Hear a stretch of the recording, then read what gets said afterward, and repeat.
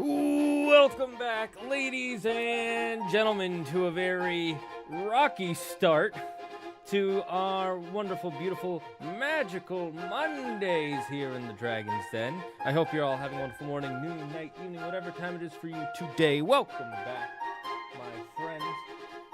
And we are going to be playing some more Hollow Knight Silksong. Yes, the timer is still going, and I did start early. I understand. It's just,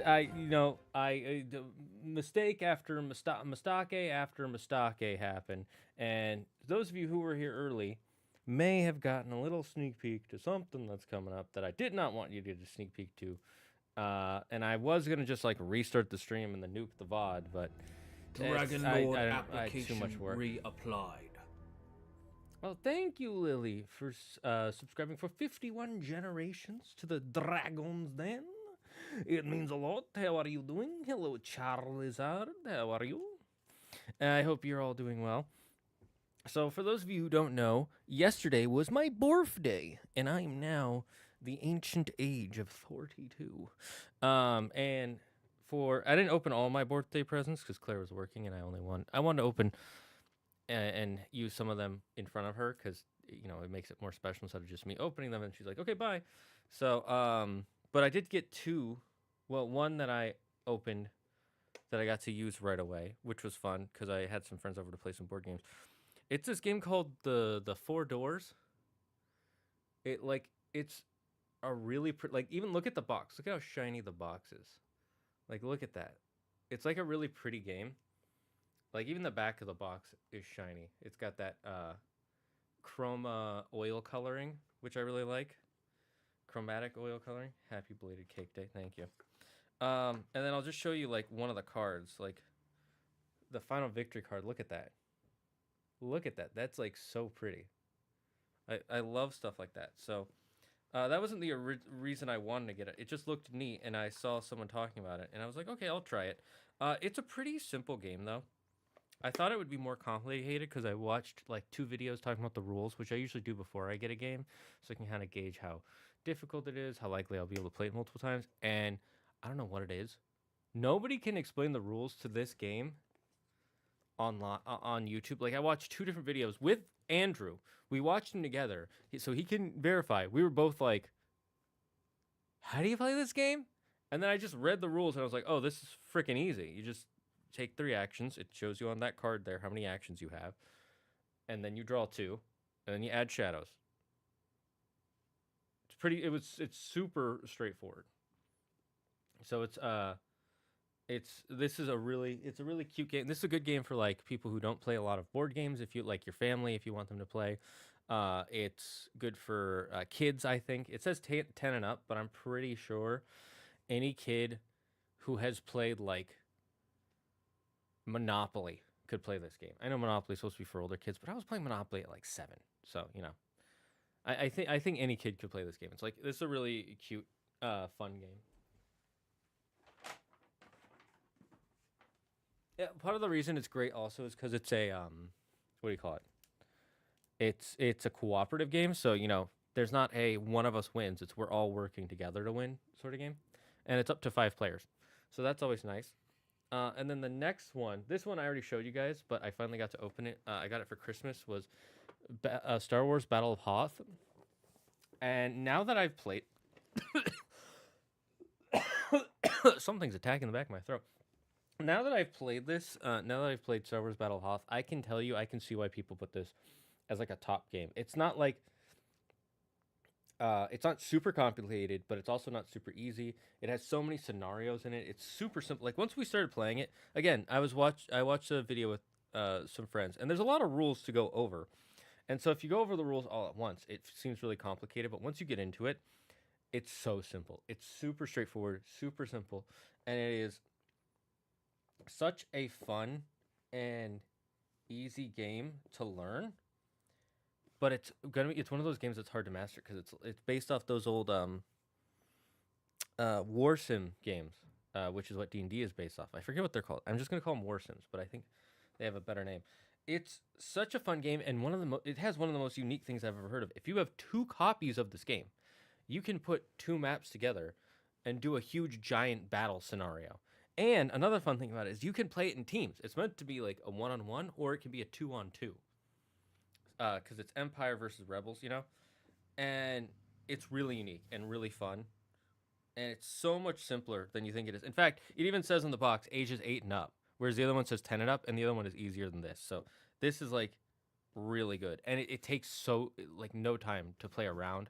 And then there's like all these scenarios. I don't know why my camera just decided I don't want to be on anymore. Come on. There you go. You just gotta like kind of wiggle a piece of it, and then it's like, oh right, I'm supposed to be working. I'm not. It's not my break time yet. I don't have off time. I recently got Metroid Prime 4, so I've gotten up to the first boss fight. I have not gotten Metroid Prime 4, and I will talk about that in a minute.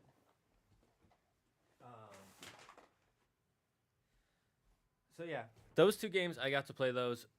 I had a lot of fun with them. The Four Doors I had decent amount of fun with. I had a lot more fun with the Star Wars game, not because it's Star Wars. I just think it's probably a better game, and I mean not probably. It is a better game, and so it's just like there's so much more to do and think about in it, and it's fun. But they're both good games. I think Star Wars is just like if I were to put them on a list, Four Doors would probably be at the bottom of that list, and Star Wars would be somewhere near the top, I would say.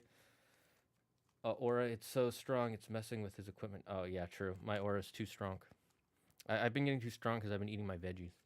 Eat your veggies, kid. And meat. Eat meat and veggies. Just avoid sugars and carbs and oils and too much dairy. All the tasty, delicious things. But veggies and meat. Just eat those and you're good. I heard there are a lot of problems with Metroid Prime 4.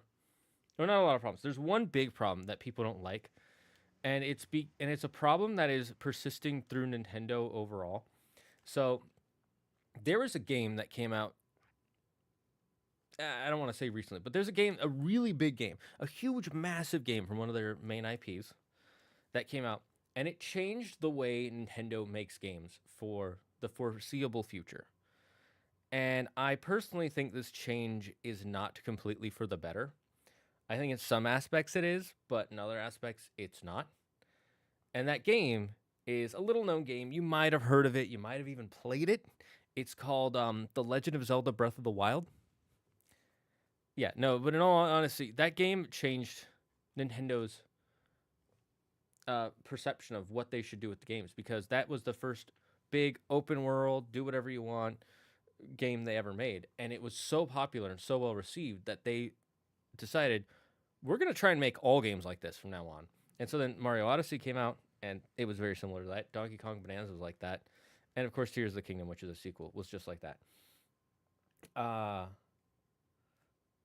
So, and it can work, but I personally prefer the older, linear, more enclosed Zelda games. I don't like I'm not a huge fan of the Breath of the Wild formula. I liked it in Breath of the Wild enough, and I was okay with it in Tears of the Kingdom, but if they make a third one, I'm probably going to be like, unless they do a really good job, and it's really unique, and it's got a really good story and world, I'm not going to love it. I'm going to be like, I'm done with these, because it's not what I like in Zelda. And I understand there are a lot of people who play it now, and they're like, oh, it's so great, but the thing with Metroid Prime is Metroid Prime has never been about open worlds where you can go about wherever you want. People think it has been, but they're not. It's actually very linear, because when you start, you can only go to specific areas. It's like, oh, here's this door. You can go into this area, and this one will give you this power, which will open up this door, and that will open up this one, which will open up this door. Because they're still Metroid games. They're still design. It's not open world like Breath of the Wild is, where it's literally just go wherever you want. There's nothing stopping you. Metroid was very much like, yeah, you can explore, but there are blocks. Like, this door can't be opened. Why?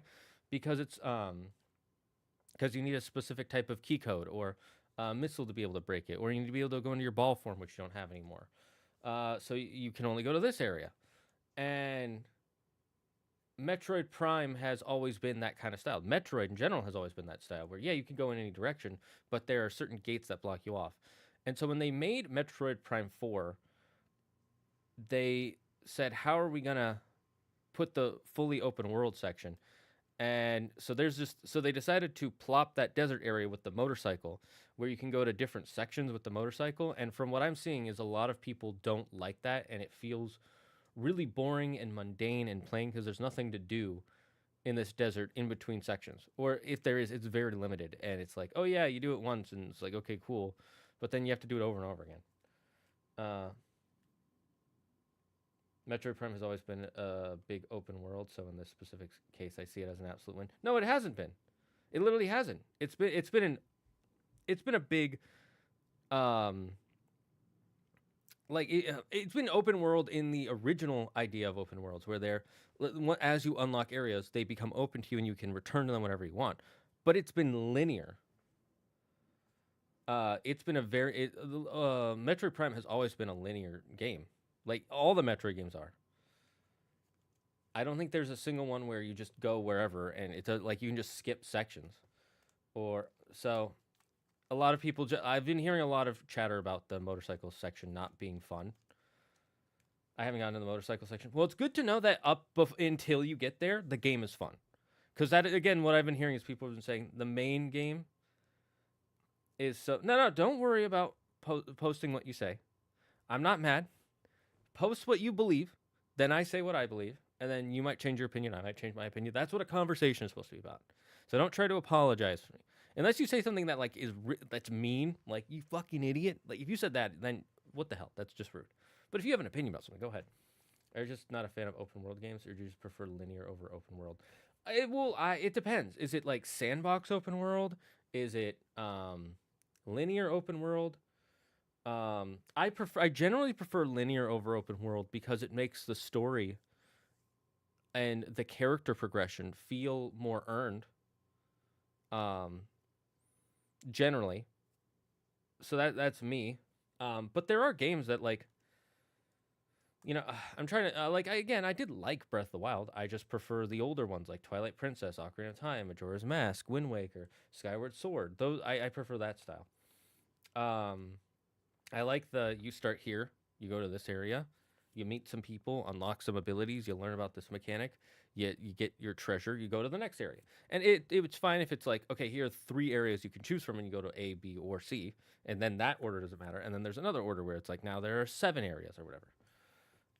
Gotta go dinner time. I hope you enjoy your dinner. Anyways, so it's like, I do prefer linear, but there are games that I like that are open world. It just depends on how we're gonna do open world, And I think it works for some games and doesn't work for others.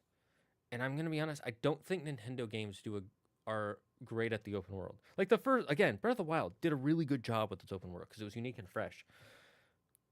Tears of the Kingdom did not do a good job. Nobody can convince me that, like, oh, Tears of the Kingdom's open world was good. It wasn't. Like, even people who glazed Breath of the Wild for every single day and was like, this is the greatest game of all time. I've seen so many reviews after that where they were like, Tears of the Kingdom just was such a letdown. And it really is. Like, the most unique thing about it is the building system. That's cool. That mechanic is cool. It doesn't make the world more interesting, though. A good example is everything on the surface of Hyrule is more or less the same. It's the same areas with maybe not the same objectives, but very similar ones. And then the underground is very, like, it's really interesting the first time and it's unique, but then once you've been down there for a while, it's kind of the same thing over and over. It's like, oh, here's this open area with nothing around except for monsters and darkness, and I got to find a way to get through. And then, oh, look, I found a mine of some, like a zonite mine or zonite core area. I forget what they're called. Do some stuff there, move on. It's that over and over and over again. And then the sky is so empty. Like, there are very few islands in the sky, and a lot of them are copy and paste. You can literally take, like, any of the ones where it's like a cross, and then it looks like a cross, and then a long section, and then a sphere. You can literally copy and paste them and overlay them on the map, and they're basically the same. Yeah, it's slightly different shape, but it's really, I think it was done bad. There are some differences between Tears of the Kingdom. You're right. It is mostly similar, just with slight differences, and that's the problem. And it's because, and the reason is, the 100%, we know the reason is, because Tears of the Kingdom was originally just going to be DLC for Breath of the Wild, and then they started adding so much. They were like, we can't justify this only being a DLC. It's basically a full-fledged game, which it is a full-fledged game, but because of that, it doesn't change enough from the first game to the second game to feel like a new game. It feels like a 50-hour DLC. And I'm not trying to say that as like, oh, this is just a DLC, sucks, 0 out of 10. I'm not saying it's terrible. I'm just saying it's not. They didn't do the open world formula very good, or they didn't do it very well, because it doesn't change enough from game A to game B. It just feels the same. Like a similar example is Ocarina of Time to Majora's Mask. They asset flipped almost everything from the first game to the second game. Like all the character models, you can find them all in Ocarina of Time. You can find a lot of the building textures from Ocarina of Time in Majora's Mask. You can find a lot of the items. Maybe not a lot of the items, but a decent amount of the items from Ocarina of Time and Majora's Mask, right? So those aren't unique, but the layout is completely different. The gameplay loop is completely different. It's a different game, even though it's a direct sequel with an asset flip. Whereas Tears of the Kingdom feels like Breath of the Wild with a new cool mechanic, and that's about it. So it's, Skyward Sword, I agree. Skyward Sword is really good. It's a really fun game. The story is really neat. The world is really well built. I love the lore addition, the addition to the lore of the origins of everything. But I also understand that the gameplay, there are two problems with the gameplay, and this is a problem that one of them is a problem Nintendo has all the time, and we'll get to that second. The first one is the motion controls being so heavily important and also not being the best. They were pretty good, Like I'd give them a 7 or 8, but that still means like 2 out of 10 times you're like okay, I gotta swipe this way, and then your character goes, oh, this, and you're like, I gotta, So that can be frustrating. I didn't hate it. But then the other problem that Nintendo has a problem with a lot of the time, especially in Zelda. Zelda weirdly has this problem. I don't think they've ever not had this problem in an open world Zelda game, or in a 3D Zelda game, and that's the open world area in between the hub towns and things is always empty, and there's barely anything to do. Like you can say that about every single Zelda game. Ocarina of Time. What do you do from Kokiriko to Hyrule Castle, and to the Gerudo Valley, and to the Zoras, and to the Lon Lon Ranch, and Castletown, and all that stuff? You walk. That's it. That's all you do. You walk. Majora's Mask is a little bit better, but not by much. And that's only just because they put everything closer together. But again, it's the same thing. From Clocktown to the 4 main areas, what do? You'll walk. Yeah, there are some enemies that spawn every now and then, but you walk. Twilight Princess, what do you do from your village to the castle, to Hyrule Castle, to what's it called? To Zora's Domain? You'll walk. Right? There's like Zelda has always had the problem where the areas in between towns is just like, no one lives here. We're all gonna get murdered. You're never gonna see an NPC except for the mailman, who's immortal apparently. I can get that. I'm glad Bonanza was not part of the Donkey Kong Country series, because that just didn't work for a 2D platform. Exactly. See, Donkey Kong Bonanza and Donkey Kong Country, very different series. Same character, same goal. Get banana, help friend. And I didn't play Bonanza, but I've watched enough of it to know it's not the same. They're not the same games. If you love the Donkey Kong Country series, then you like the Donkey Kong Country series. If you like Donkey Kong Bonanza, you like this. You might like them both, but they don't clash. That's the thing. They don't clash with each other. If the Breath of the Wild and Tears of the Kingdom games were like a new type of Zelda game, like called, instead of Legend of Zelda and then just a subtitle, if it was called like The World of Zelda instead of The Legend of Zelda, and they were like, this is a new series in the Zelda mythos that has its own style, I'd be like, okay, yeah, these aren't Legend of Zelda games, they're World of Zelda games. And, I'd be more okay with it. Kind of like the Hyrule Warriors. I don't like the Hyrule Warriors games, but they are clearly separate from Legend of Zelda. Hyrule Warriors and Legend of Zelda, different games, completely different. Problem I have with Tears is they made the Master Sword really weak. Yeah, they did make it a lot weaker, and that's because it's so much easier to get. Like, it's super easy to get. I literally can't beat Skyward Sword because the controls make me hit the wrong side on Gidihim's sword. Yep, a lot of people had that problem. I was able to get through it, and I still like it, but I can see why other people would be like, this is stupid. I hate this. But I really like it. And it's I still think it's a good game overall, more or less. I still think it's a good game. I'll just say that. I think it's fun. It's got a great story. I love the art style. And I love lore. But yeah, the controls in the open world in that are, one is iffy at best, like problematic at times, and the other one is just not good.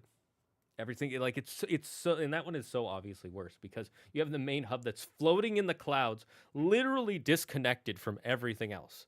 Like, they're literally like, we can't go down there unless there's a magic stone. Whereas everywhere else, it's like, oh, I could see how a person can get from here to here, but there's a freaking goblin that's gonna try and murder him. You know. So yeah, I that makes sense. Man, I went on a long rant. I'm not saying I hate it. It's just a big.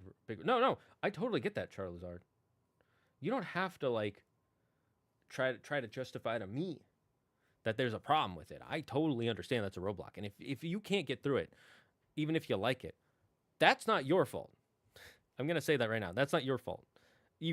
I could say it is a skill issue.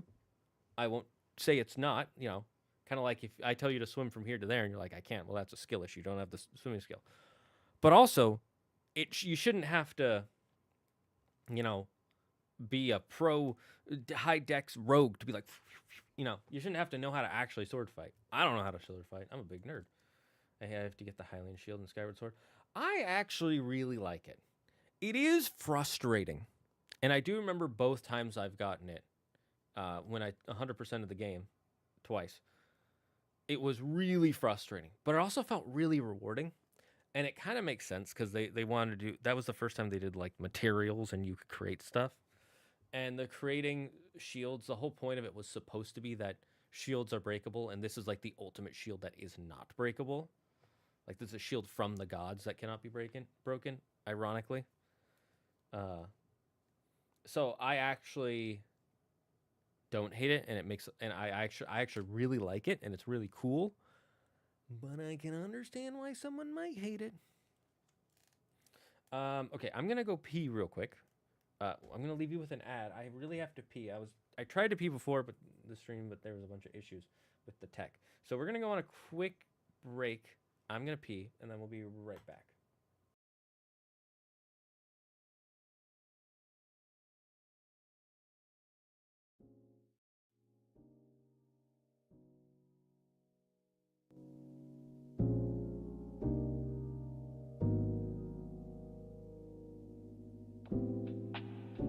Suffocating.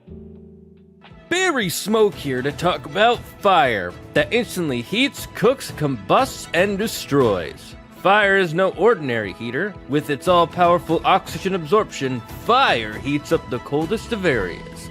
Uncooked meat can cause major health problems, but fire ends that problem like nobody's business. Plus, fire's heating power is so strong, it even works outside! Now you can stay warm outside using twigs and sticks out in nature. Fire is perfect for chefs, campers, and scientists. Fire is super powerful, and once it rages, it doesn't stop. And for emergency heating, fire starts up instantly, even in the coldest of climates.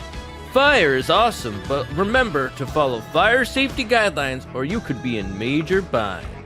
If you order fire in the next 30 milliseconds, we'll send not one, not two, but 10 fires straight to your house with a free can of gasoline on top. Fire. Stay warm.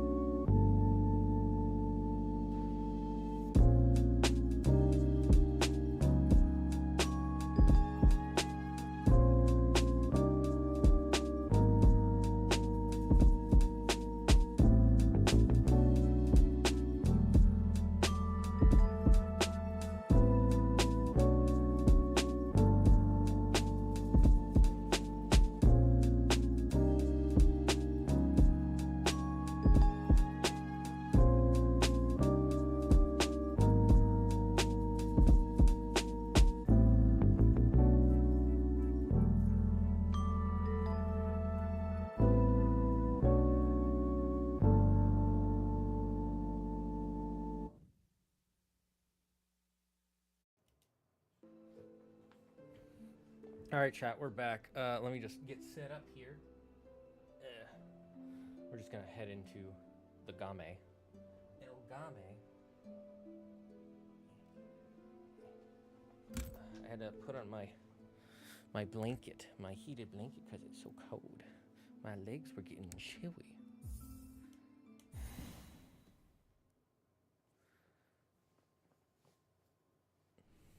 Okay, so. Yeah, good, I can hear. Can you guys hear the game okay? Let me nosers. I just want to make sure. Yep. Okay. I'm going to turn off my hand warmer for now. Because I'm going to be holding a controller.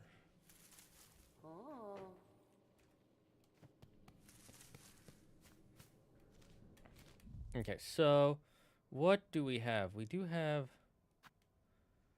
this way that we can go check out. I should really start using markers whenever I find something special. That would probably be a good idea. I guess oh no, we can't go that way yet for some reason. Oh, there's this that we didn't go through yet. But we do have quests. We gotta do the questies. Let's see. Yeah, we have a simple key, a white key. Right, this grants us access to another area. Tool pouch kit. What is this doing? Let's see, what are our questies? Okay, so we do have one finished quest. We still have to finish this. Let's do this one first. We'll go to Shellwood and try and figure this one out. Oh, they're both in Shellwood, so that's a good idea. We'll go to Shellwood. Which way is Shellwood? Shellwood. This area is Shellwood. Okay. Do we have a fast travel? We do. Okay, where's our closest fast travel? Down to the left. Oh, right, the deep docks. Okay.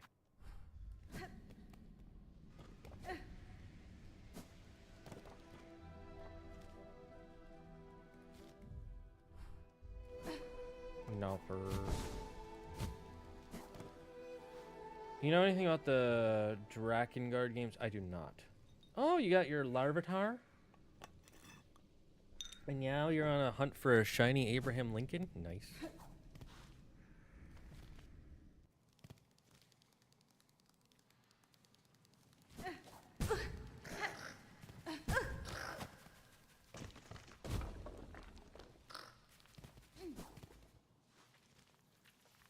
I think this will be a faster way. Actually, let's heal up here just in case we get attack aid. In case we dodge.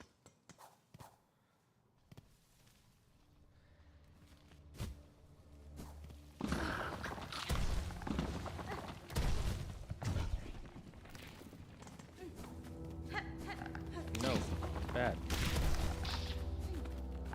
Leave me alone.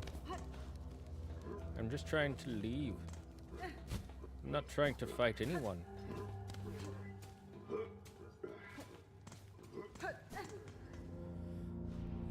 They're wild. One of the game's ending leads into Nier. Ah, okay. So less of a reason for me to play it, because I don't really care about Nier. If I'm 100% honest. I think Nier is an interesting looking game, but not my cup of tea. Like, anytime I watched gameplay of it, I was like, that's cool. Okay, we gotta go to Shellwood, right? Just gonna guess based off memory. Oh, I wish I'd gotten water. I knew I forgot something before the stream. Oh well. We'll survive. Hopefully. You know, you don't need water to drink, am I right? Okay, so shellwood. Gotta find some purple flowers. Ugh.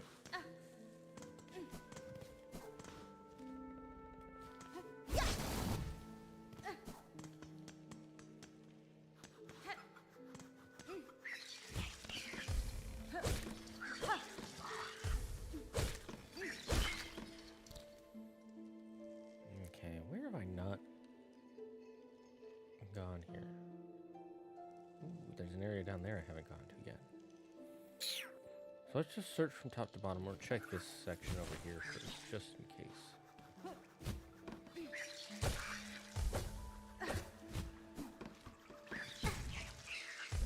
Alright, this area was an area. Oh my god.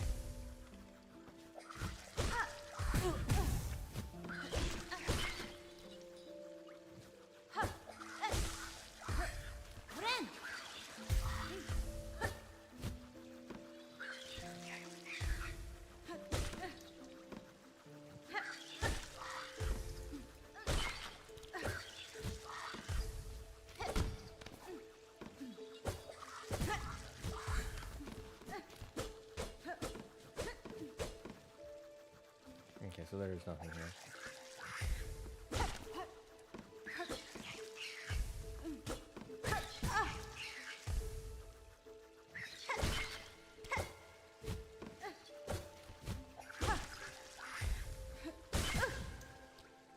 That's rough.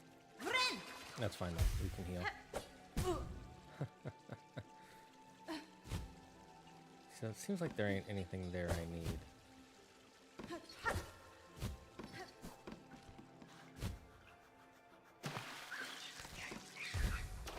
You know, I'm gonna use you to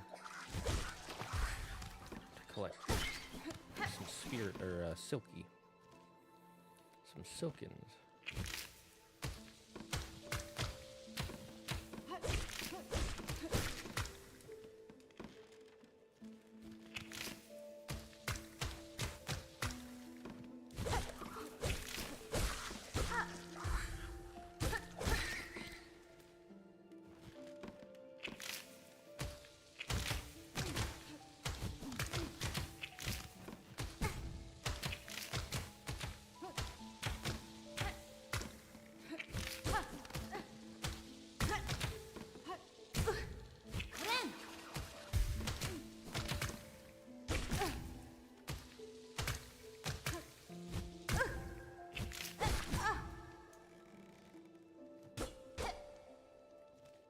Okay, this is not good.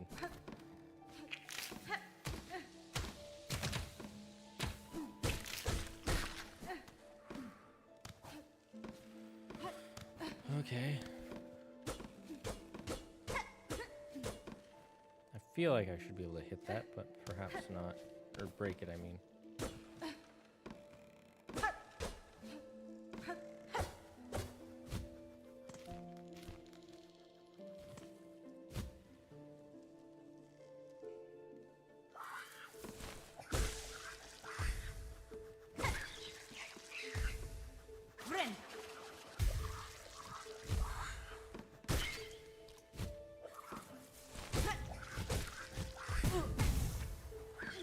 Right after I healed too.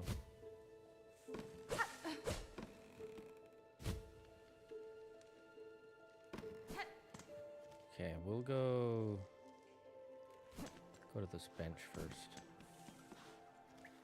It's probably our best bet.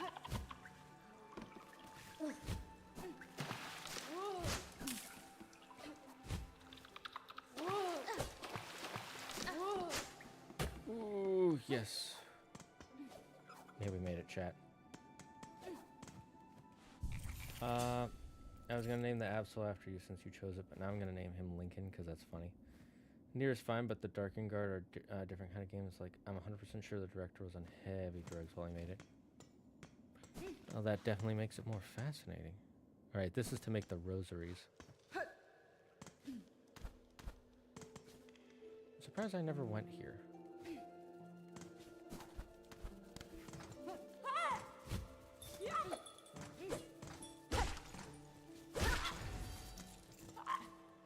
What was that?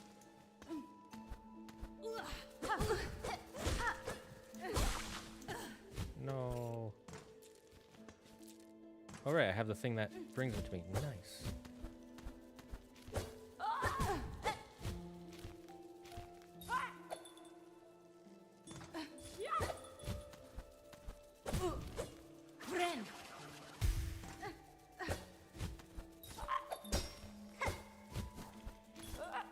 Peace, bitch.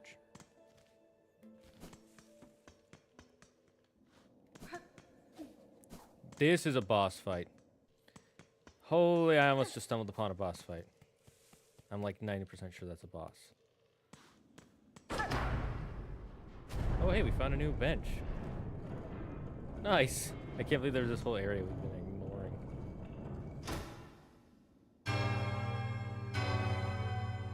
You know how it be sometimes.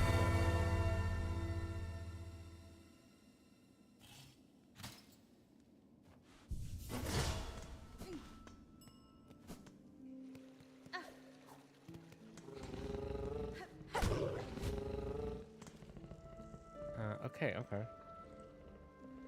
There's a small area down there I want to check out first.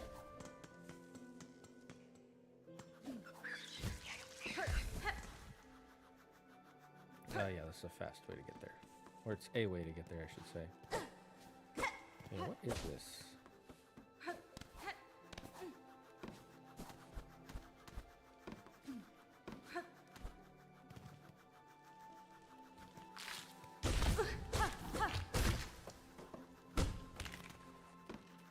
Have I explored here? I think I have. Yeah, this place looks familiar-ish.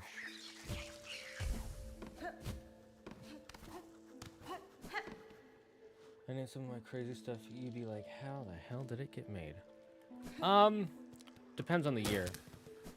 Because there are definitely games that people say, like, how did this game get made? It's like, well, because they had different rules and plans back in the day. Like, they were way more lenient about some stuff.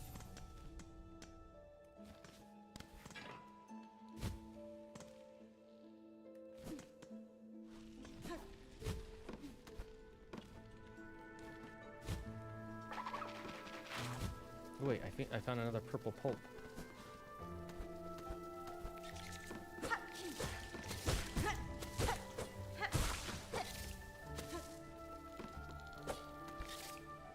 A polyp poggers.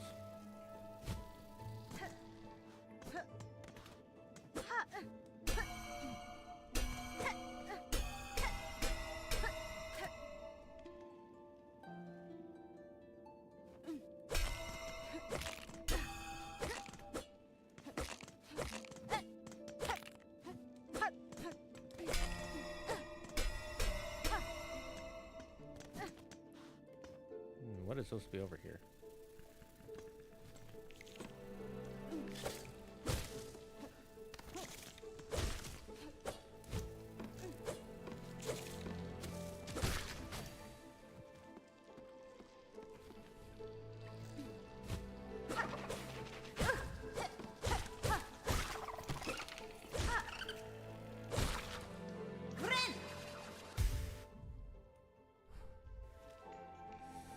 Okay.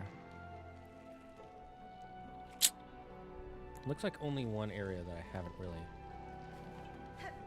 explored that I can tell.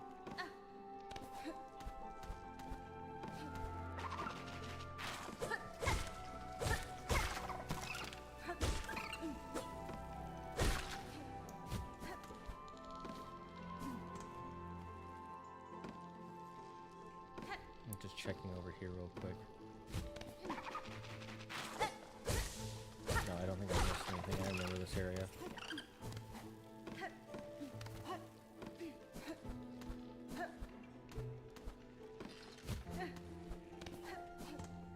Okay.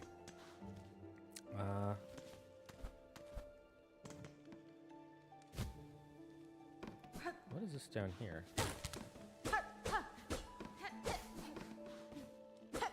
Don't recognize it.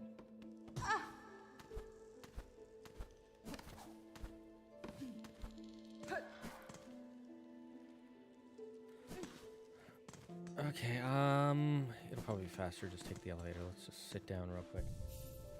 Yeah, it's PS2 era, so even for that, it's wild. I mean, alright, then tell me about it. What makes it so wild, friend?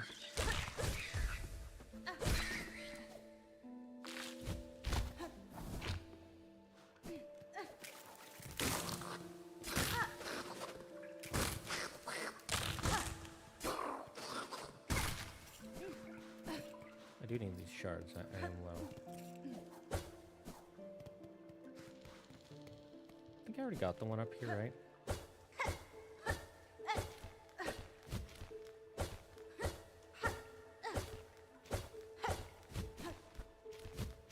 Yeah, I did. I just realized the background might give you a hint of where some of these are.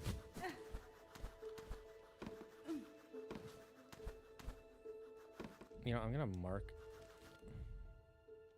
actually where those are. I got one there. Got one there. If we run into more polyps that I've claimed, I'll mark them. Mark them. Kick.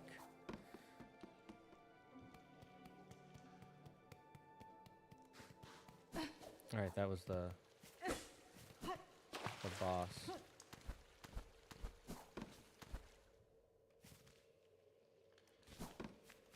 I think there is there a was there a polyp over here?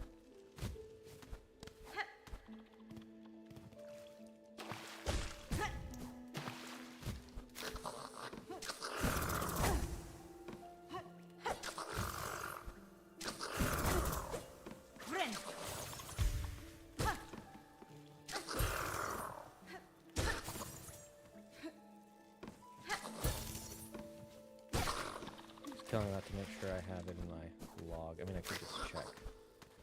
And I'm pretty sure I do.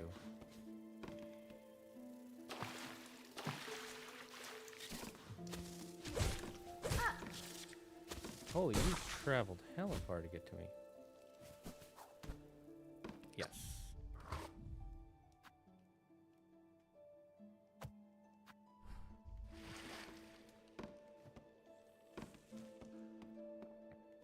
Okay, so I found one there and there. And I got a power up here.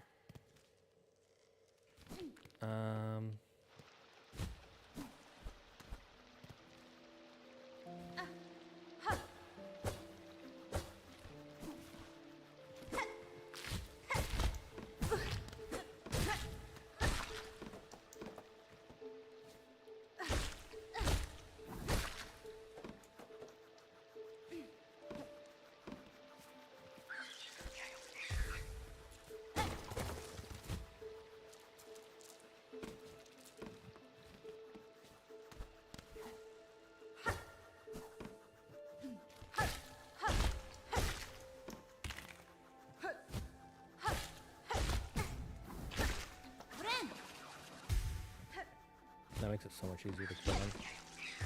I wish I had been using that tactic before.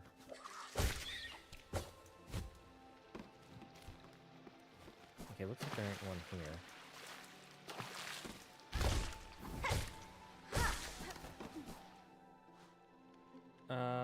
Well, there's incest, pedophile, child killing, and the list goes on. I'm gonna be honest, I'm not surprised about most of that.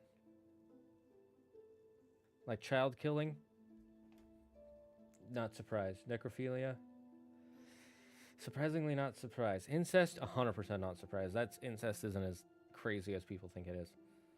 That other one though, that one is, that's weird. That's creepy. I don't like that. It's not even know well the games are dark. That's how you describe the main party, the heroes of the game. The protag is a psycho child killer. One lady is in his party is a cannibal who eats babies, and another guy, he's just a straight pedo. Why are these the main? Okay, no, the weirder part is that those are the main characters. The fact that those got to be the main characters. I remember saying that you had a red Dragon Ball as your primary way of consuming, and I'm curious if you ever watch any of the movies. Heh. Oh, I had red Dragon Ball. Yes.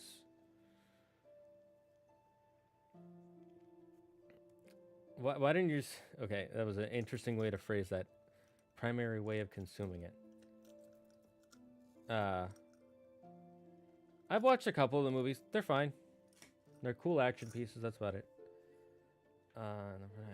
Sister wants to do the no pants with him, and his best friend bangs her corpse. That's dark.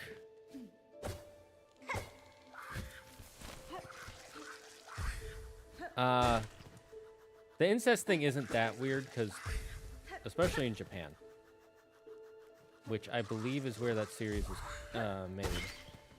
And I don't mean that to be like, oh, that's how they are in their culture, but like, have you watched anime? There are so many anime where that's kind of like, I wouldn't say the default, but... Oh shoot, we got them all. Got them all, let's go. And did not mean to do that, but whatever. Now let's go see what that new area is. Okay, wait, we can take these off then. Because we don't need the poly parts any longer.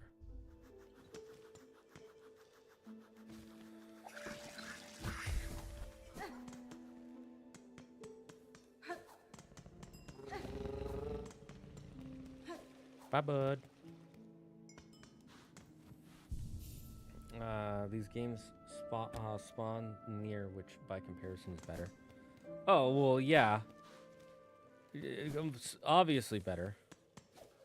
And when I say incest isn't that weird, I don't mean like I partake or I'm like we should all be doing it. But like incest was a thing for many generations. Oh, this is a new area. Not a boss. Okay.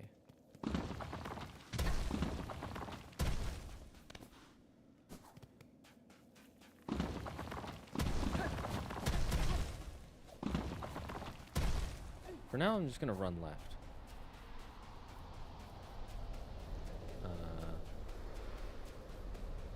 So this is just some wasteland. These sands mark the edge of Farlam's territory. I was brought to this land through the caverns beyond. Something in this kingdom of heights still hungers for me. Were I to flee now, I would again be pursued. Until I find the source of that hunger and slay it, I will not be free. Okay, so this is the exit to the game.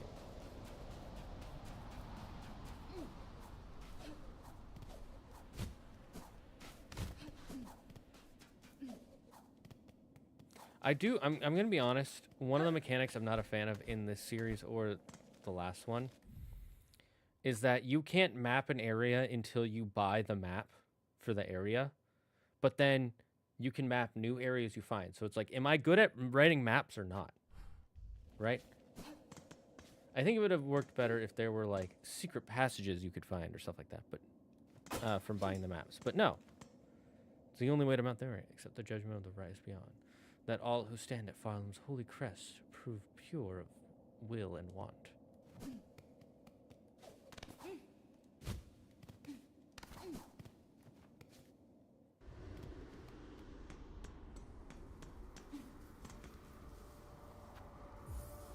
We got a bench at least.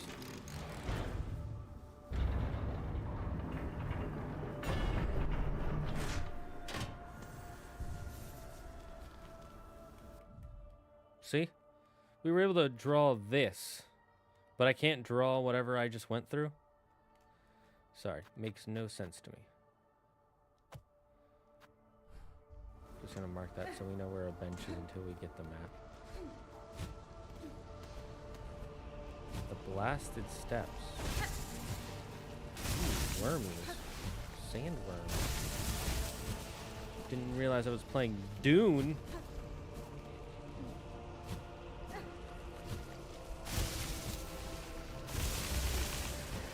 Guessing that's either entrance.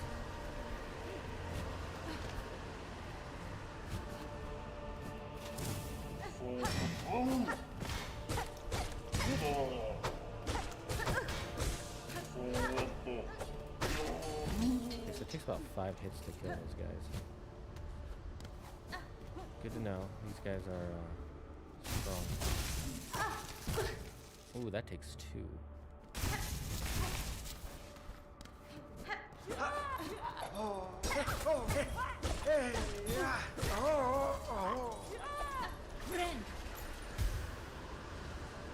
Come on, bitch.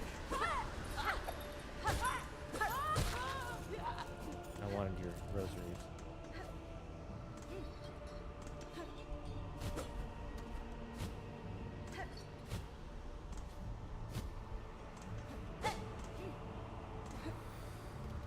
So going up here doesn't do much for me, it seems.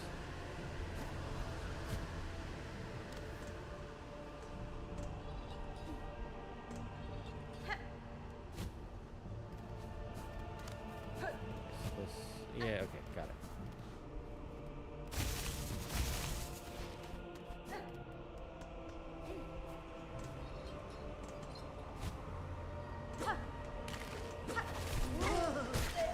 Yep, I saw that coming.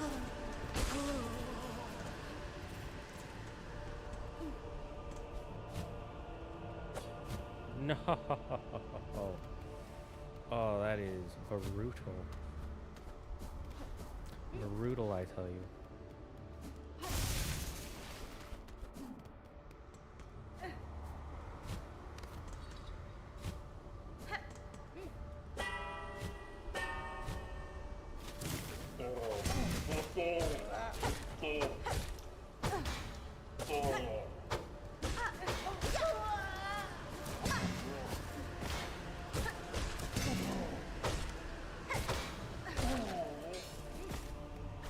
Dodge them.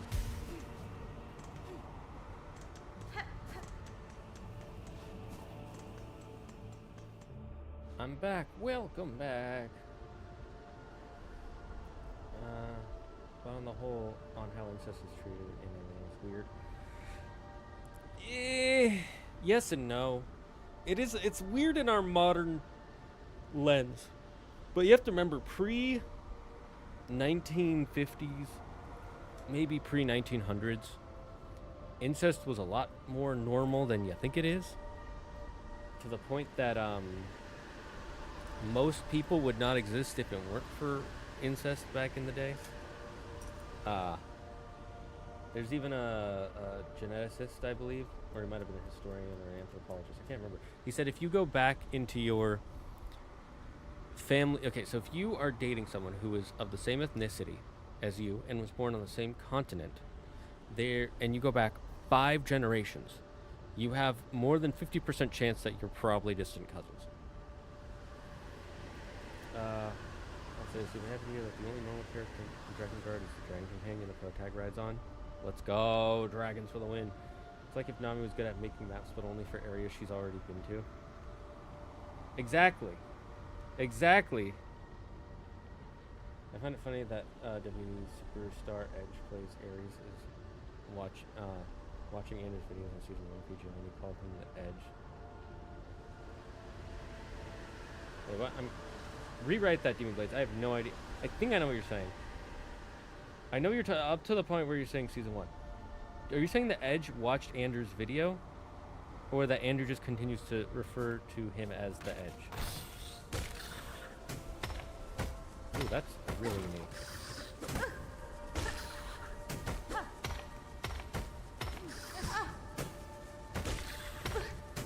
Oh, he's shooting them. I thought he was becoming that. I was like, wait, I gotta kill him before he jumps back. I took a bunch of damage for no reason. So.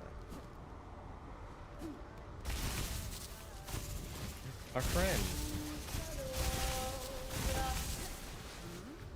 Friend. Poshanka, child wielding needle. You have seen trace of my master nearby?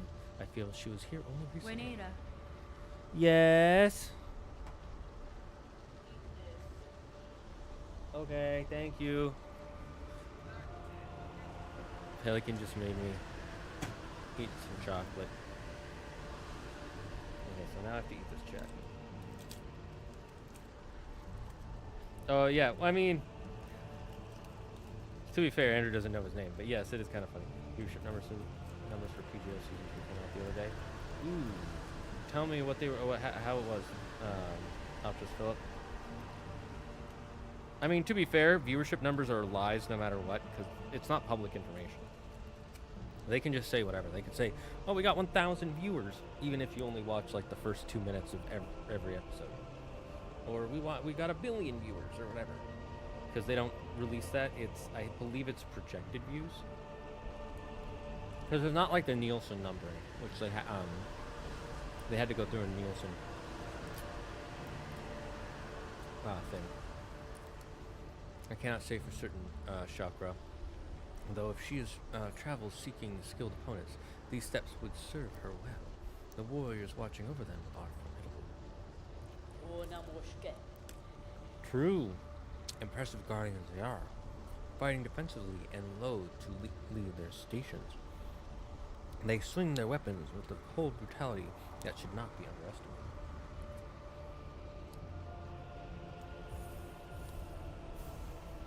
Thank God. You have purchased the last of my mapping stock for now. Stay alive on your journey, and when our paths next cross, we may trade again.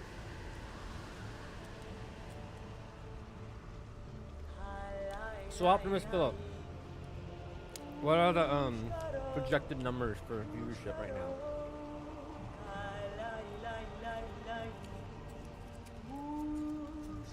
According to Luminate data, Season 2 got less than 40% of the views in its first 3 weeks compared to that Season 1 got in the same time. Yeah, I'm not surprised for 2 reasons. One, Percy Jackson was a new show, right? New shows tend to get a lot more viewers in the first season. If the first season doesn't really keep its viewership, it's going to keep going down season over season, year over year.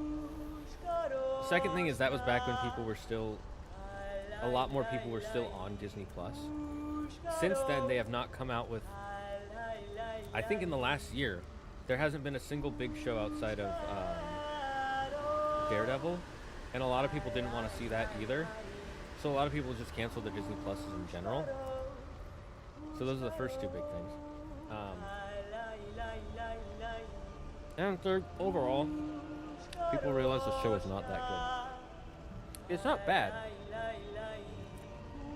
but it's not the masterpiece we were told it was going to be. Despite all the fans who were like, it's the greatest thing ever. So we might not even get a season 5. There's still a chance we're going to get a season 3, but I don't know if we're going to make it to 4 or 5. Which is going to suck. If it gets canceled after season 2 again, I'm going to be like, this series is just not good enough to go past.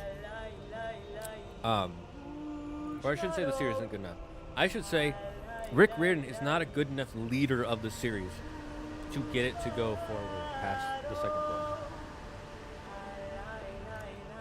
I don't mean that to shit on Rick Riordan, but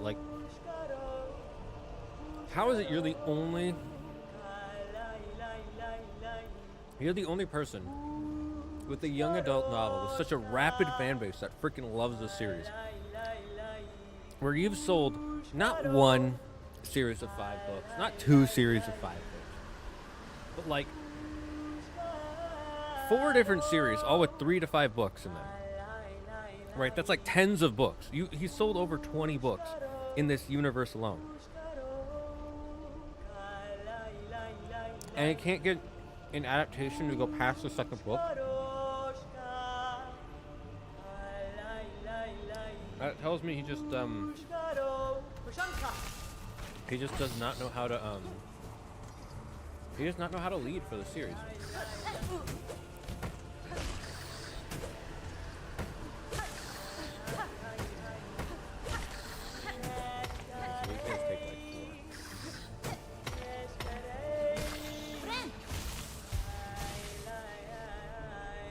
Season 3 is well into production, so I doubt Disney's going to scrap all of that, but I am concerned about Season 4. No, Disney might scrap it, even if it's well into production. Never, until Season 3 gets a release date, never assume the next season will come out. Because executives will cancel something instantly if they are worried that they will not make their money back. Because, let me put it this way.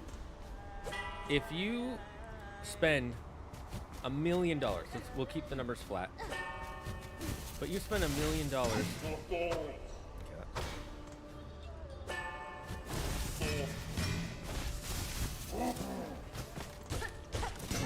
Peace. So again, let's say you spend $1 million That one.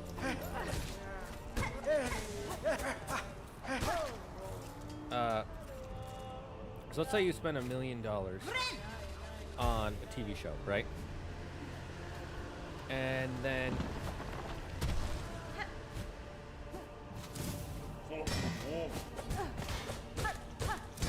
after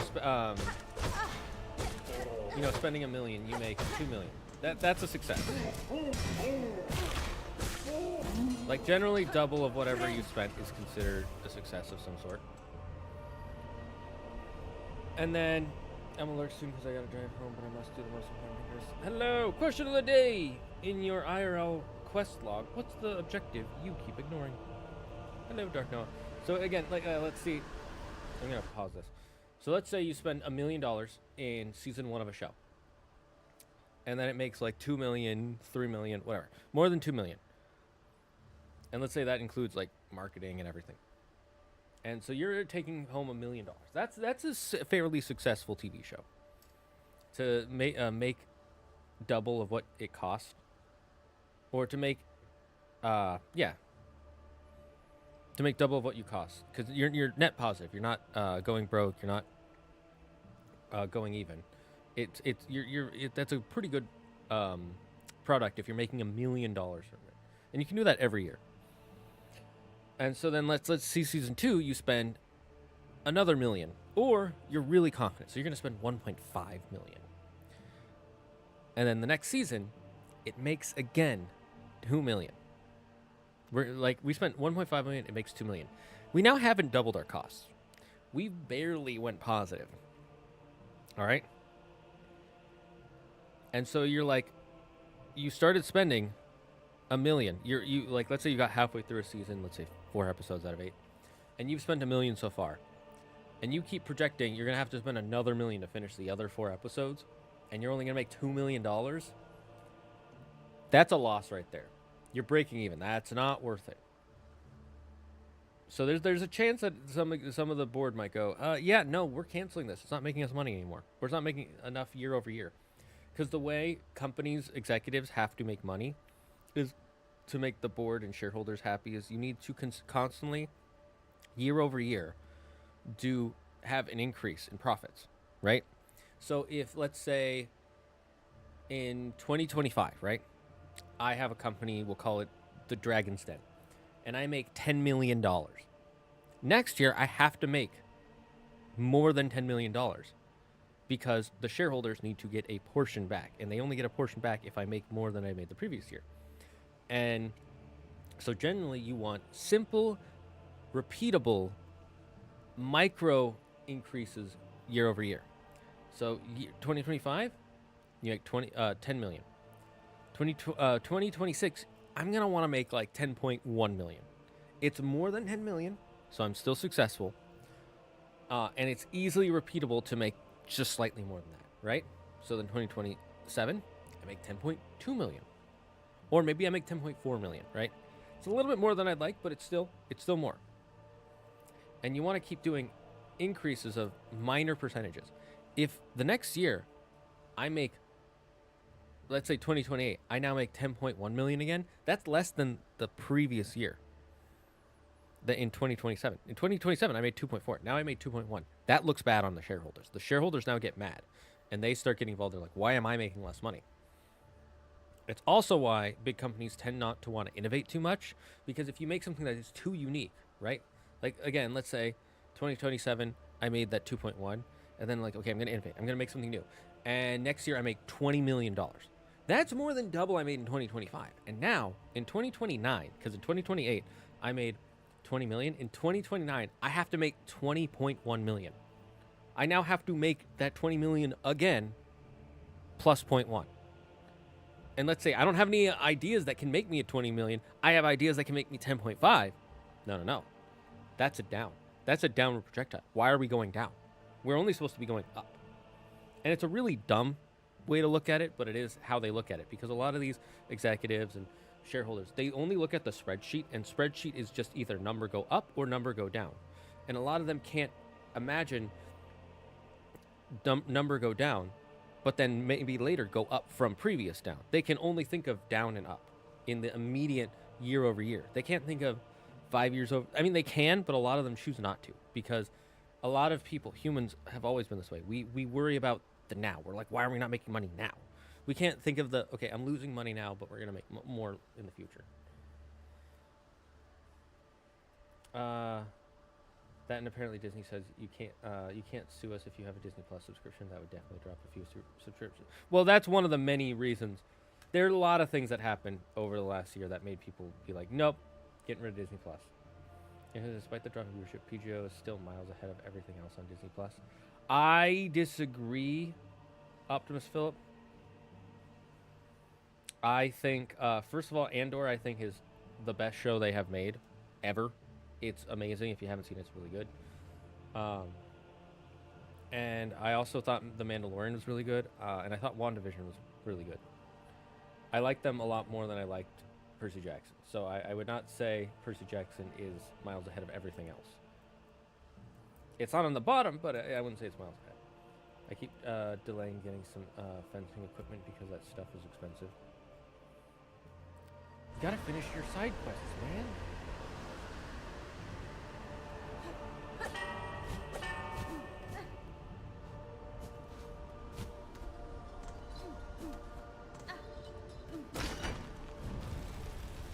I'm guessing that'll help me get a shortcut.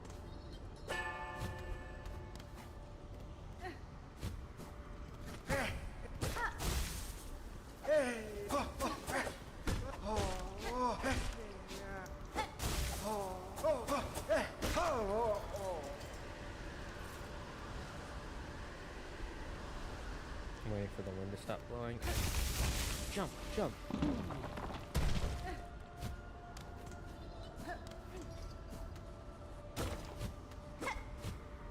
I wanted to see if that was anything important, but it's not.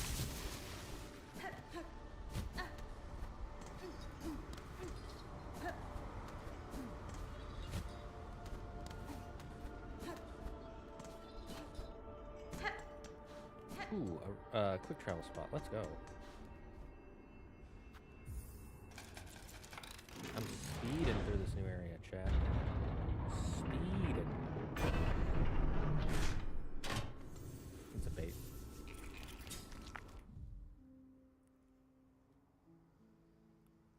Okay, okay, we've really found a new area. This is nice. Nice. And I can get rid of this now.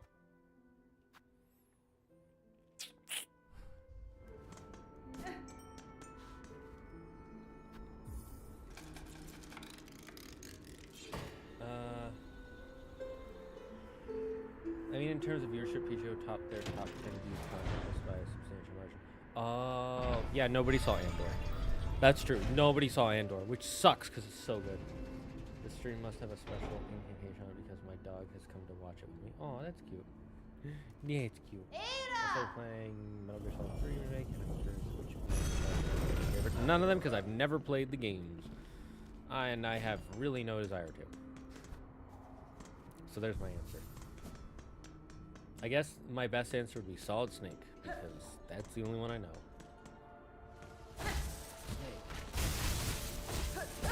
The closest to playing the games, I watched CFS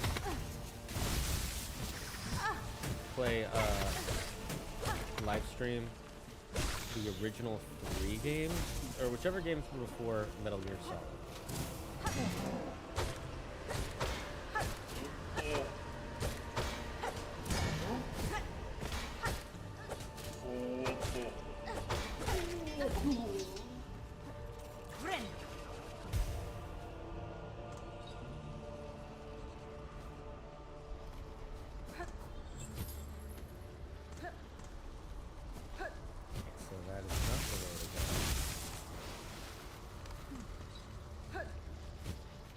I see.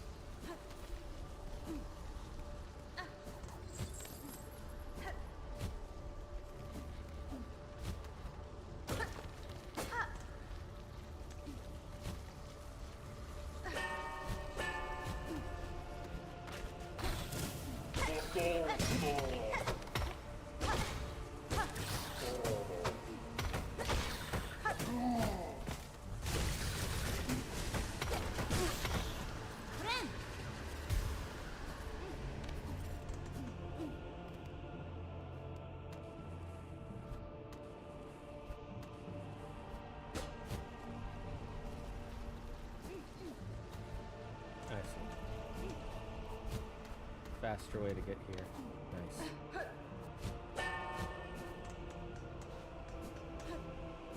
Oh, a new area. I think. Or not new area.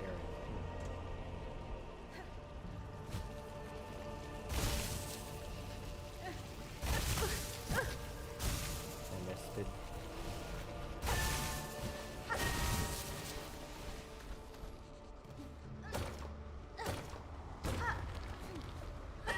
I thought that would be an enemy again.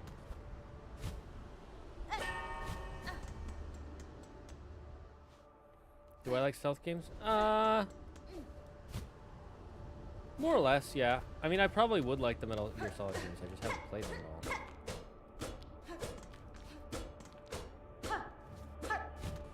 I feel like there's something I'm gonna do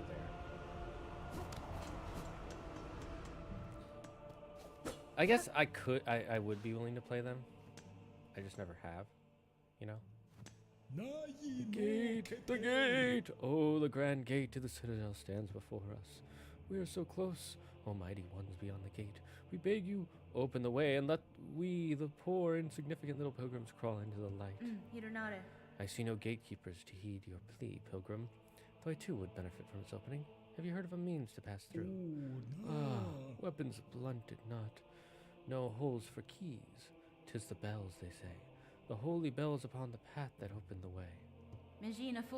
My journey I have passed many large bells, housed in old shrines.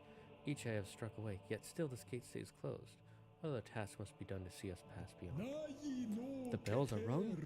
Then this sacred threshold may now be crossed, for the final task is simple. Only music! Play fair and true. Music shall tune the bells, and see the gate descend. It must be you to lead us, sister. You who brought this blessing. Play or sing, we shall follow.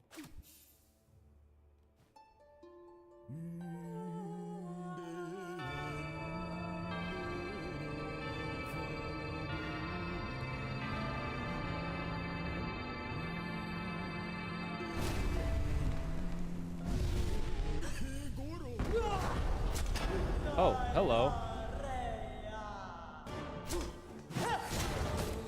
Rip those guys.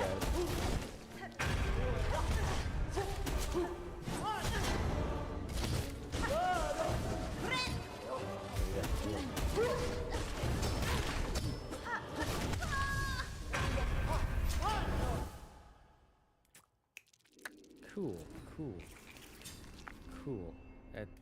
That's really cool. I love that.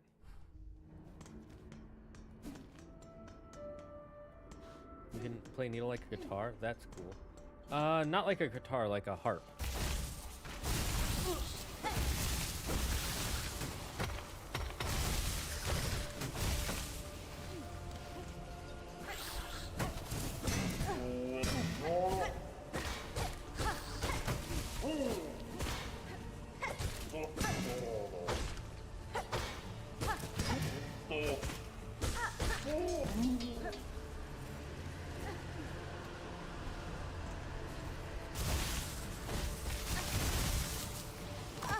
I pressed the okay.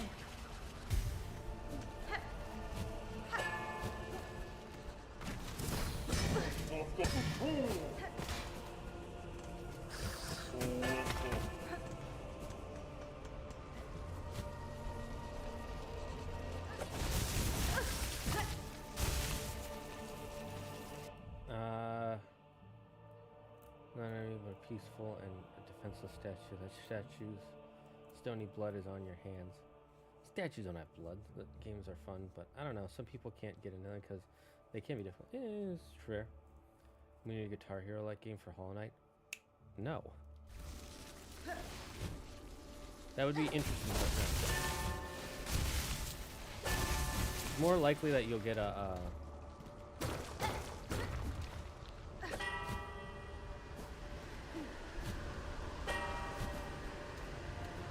Guitar Hero expansion edition. I am not ready to fight that yet, so we're gonna. It does say there is an area up here. I'm guessing once we beat the boss, this will open up. You can see the rock will break. Either that or I have an ability I need to get.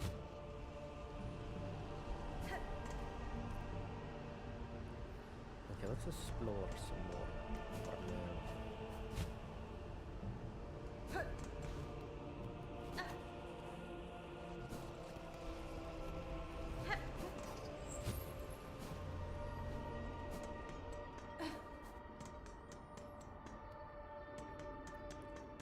I've also never been a huge fan of Guitar Hero, so the idea is interesting at best.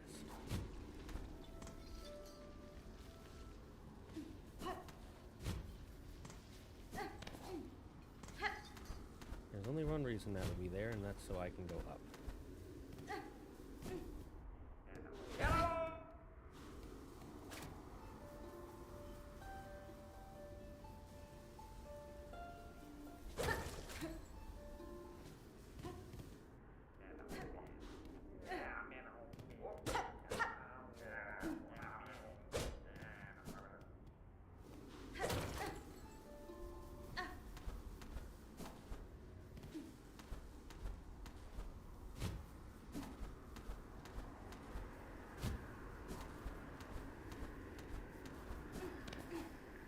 A flea.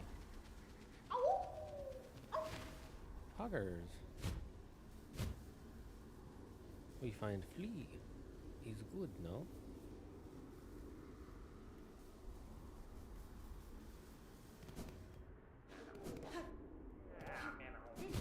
Okay, there's got to be like a double jump or something I use later.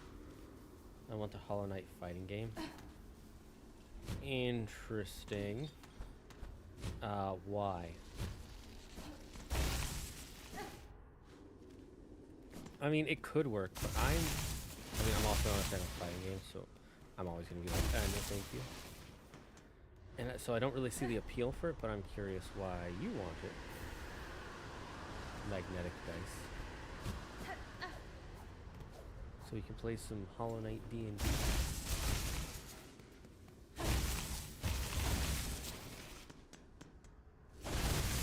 Hollow Knight card. Are we just listing games now? Are we just listing names for games or types of games and adding Hollow Knight to it?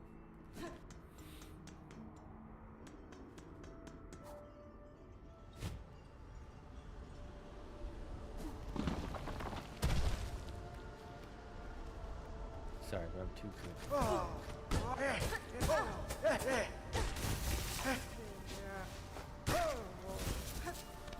Freaking old people.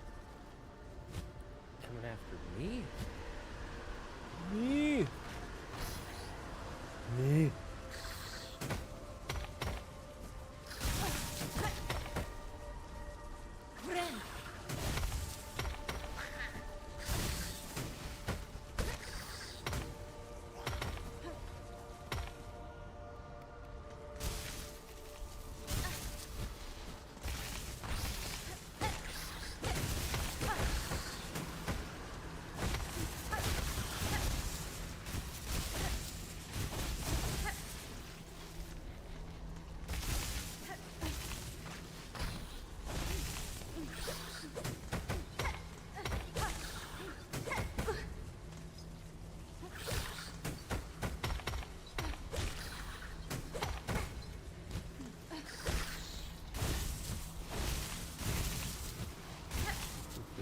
Oh, another boss. Oh no, it's just a... Oh no, it is a boss. What does that say? The Concholex?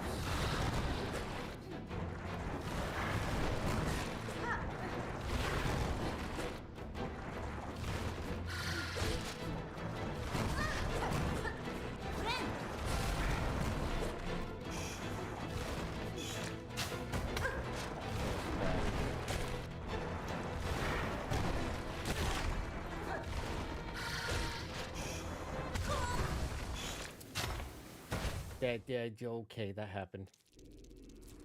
It'd be funny to mix up with the Pale King. What do you mean mix-ups with the Pale King? Please explain, elaborate. Well, the user didn't stand a chance. I'd like to see a Hollow Knight themed chess set. That'd be really cool. That could be cool, actually. That could be cool. I'm always interested in themed chess sets.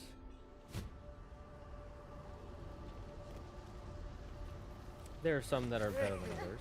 Like the best one is obviously the Star Wars one. It's not a question. Because there's only one answer.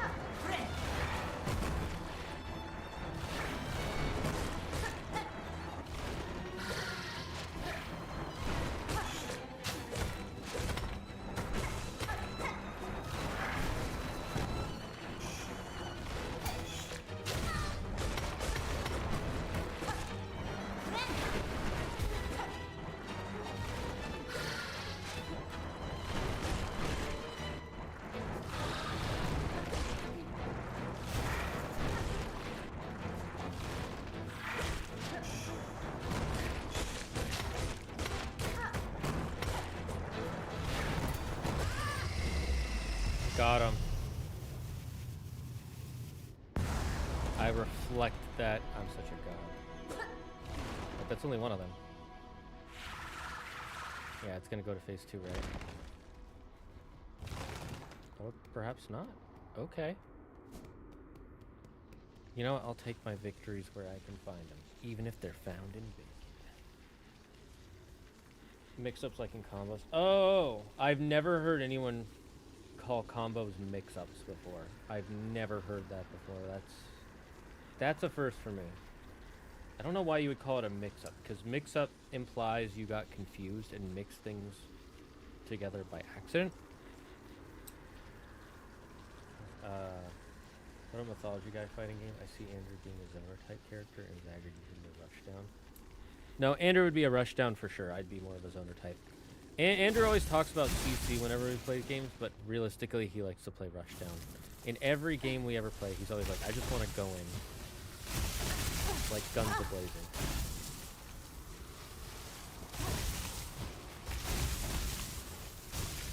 Like one of his favorite types of decks in Yu-Gi-Oh! Is beatdown decks.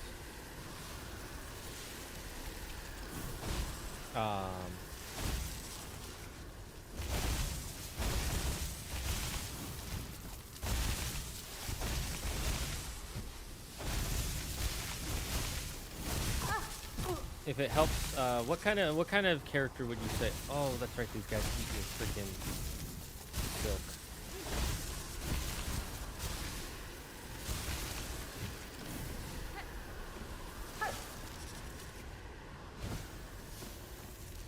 What kind of character would you say? What's his name?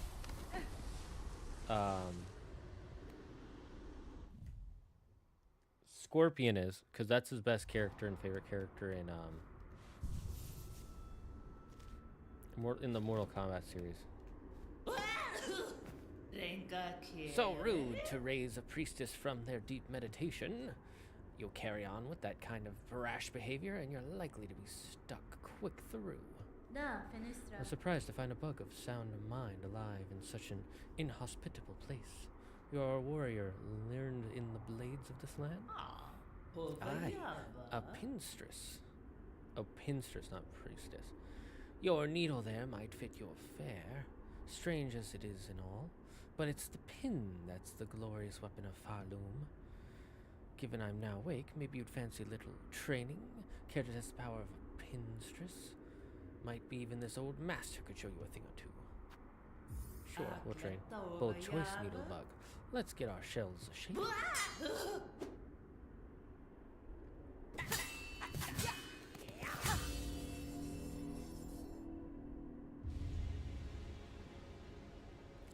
Needle strike.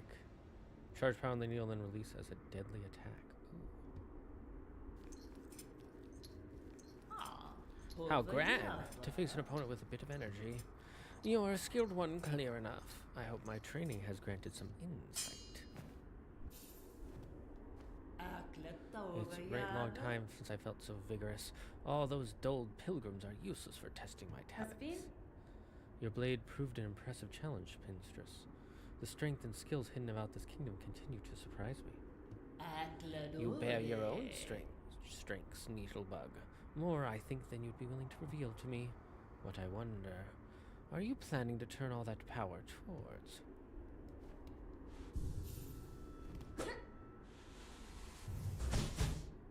Neato. Off with you now, Needlebug. A pinstress of my substantial talent requires their deep meditation, especially after such a satisfying bout.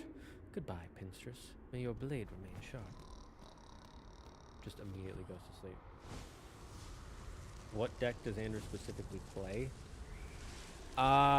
He doesn't make any specific decks. He just kind of makes like dragon decks and stuff. He just makes beatdown decks. I like. See, the thing with Andrew is he's so old school. He really only likes making decks that are old school style decks. Like, he won't do anything that's synchro, Xyz, pendulum, anything past that, because he's like, oh, it's not the original game, which I'm like, oh. That's like saying you won't watch any Star Wars that isn't the original trilogy, in my opinion. Given Doomguys. Yes, it is. Other than Hornet, has there been any other character who's returned from the last game? Nope! Not a single one, because we're in a new area. Scorpion is more balanced type character, Vanguard. Needlebug, that's a nickname. This type of characters are generally considered entry level for new players so they can feel confident enough to try other characters and experiment them. Well, all I know is Andrew, that's his main.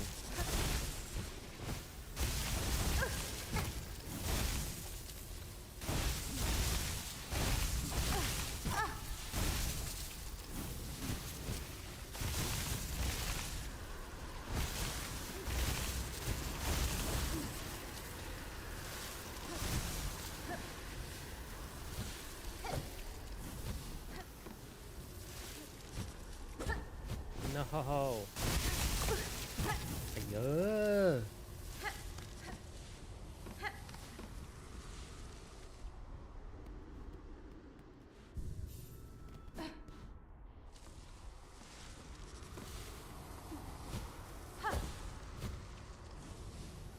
want to see if there's anything else up there besides just the way to get over here. Cool.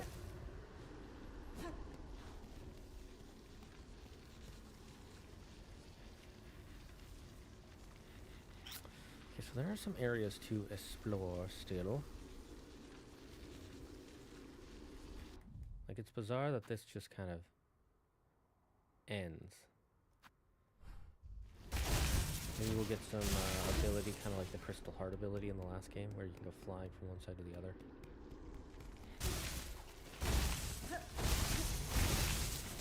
That was close.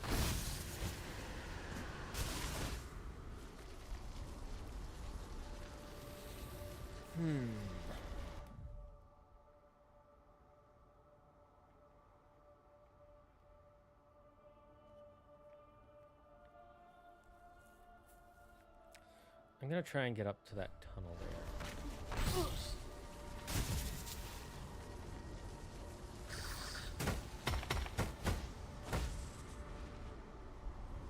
I think this will be a faster way.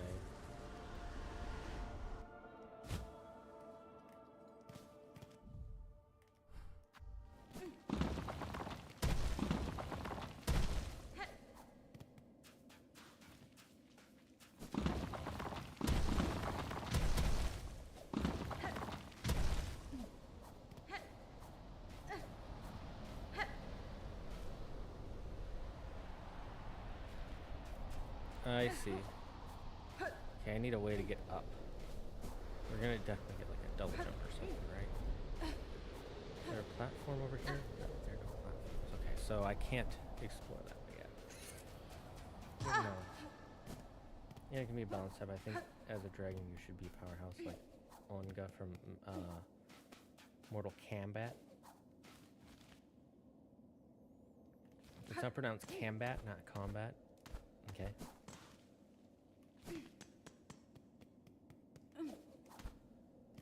Anyone who claims me incorrect, well, they can go suck my toes. Eat my shorts.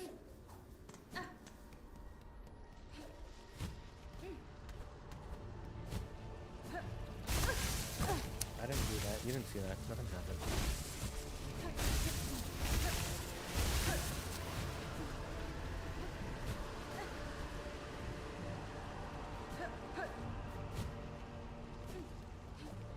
I see a lever over there.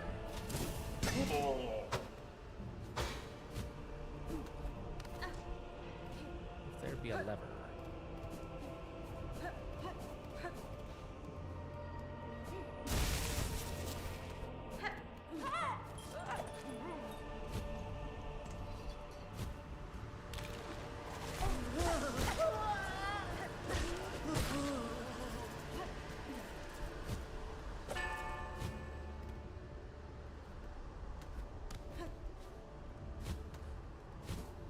No!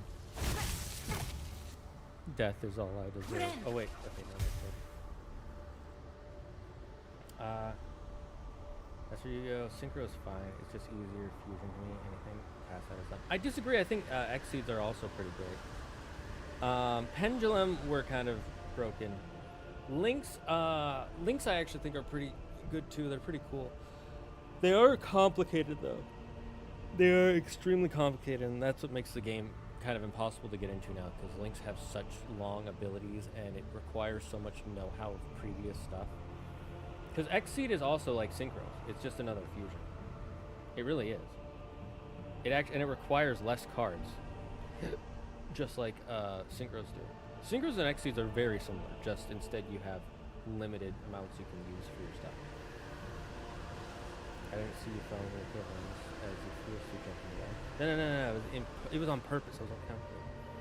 Is it in the same land it gets harder and harder to see? Accurate. There's another way you can get here.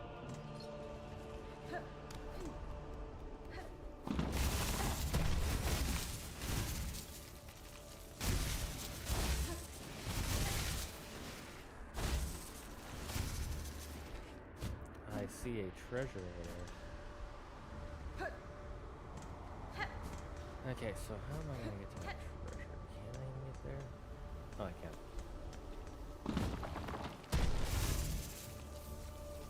Oh, another memory locket.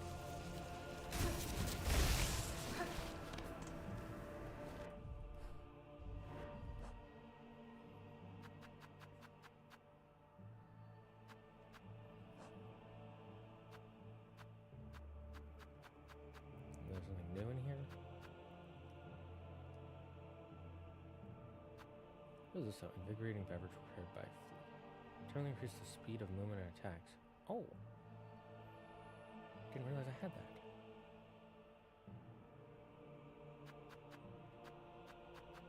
What is that? These use in simple games and believed to bring luck to the bearer. Huh. I wonder what that means exactly.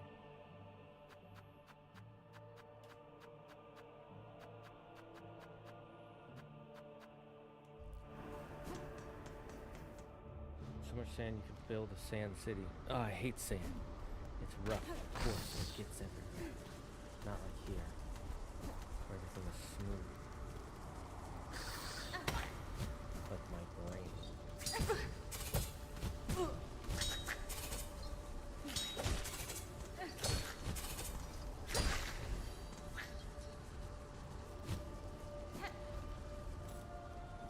I'm just checking out the landscape to make sure we don't miss anything importante.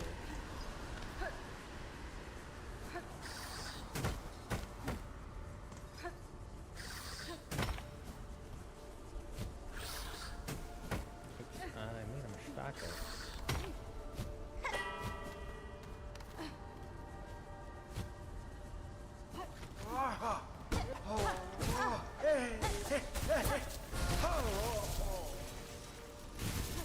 Somebody kill somebody.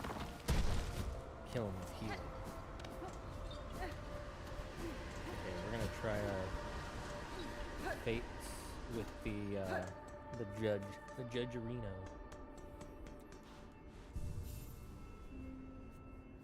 I hate sand because it gets in my shoes. I hate that it gets in my shoes and hair, but I also like scratching it out of my hair, you know? Do you guys like scratching like the dust and grime that gets in your hair? Like anytime you get like head flakes or anything like that? And I don't mean,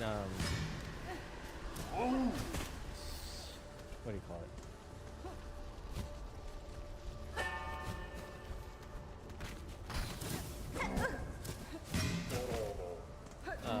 Dandruff.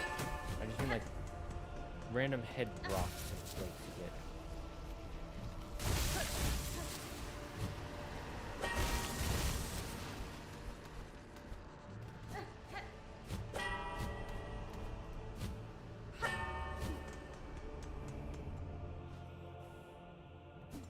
Alright, let's go, Judge.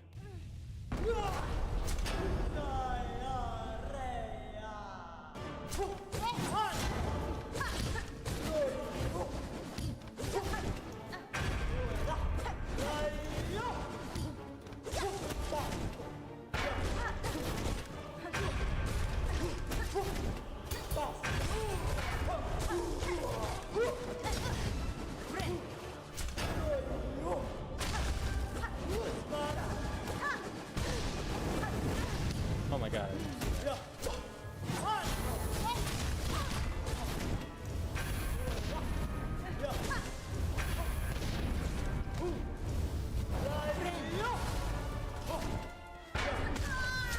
That was bad.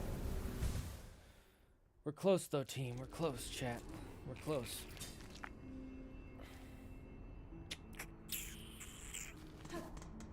I'm glad we found this random area.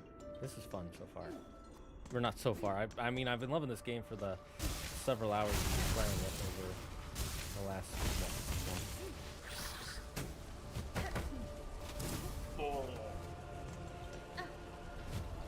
I've just been taking my sweet time. Wait, not months. What am I saying? It's been like 4 months. Just taking my sweet time with it now.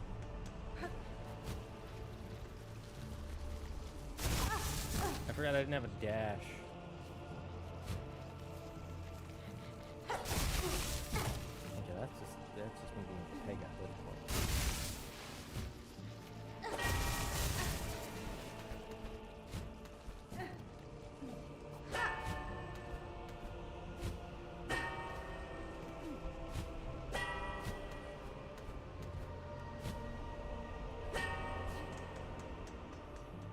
Always thoughts on the recent Starter Squad episode?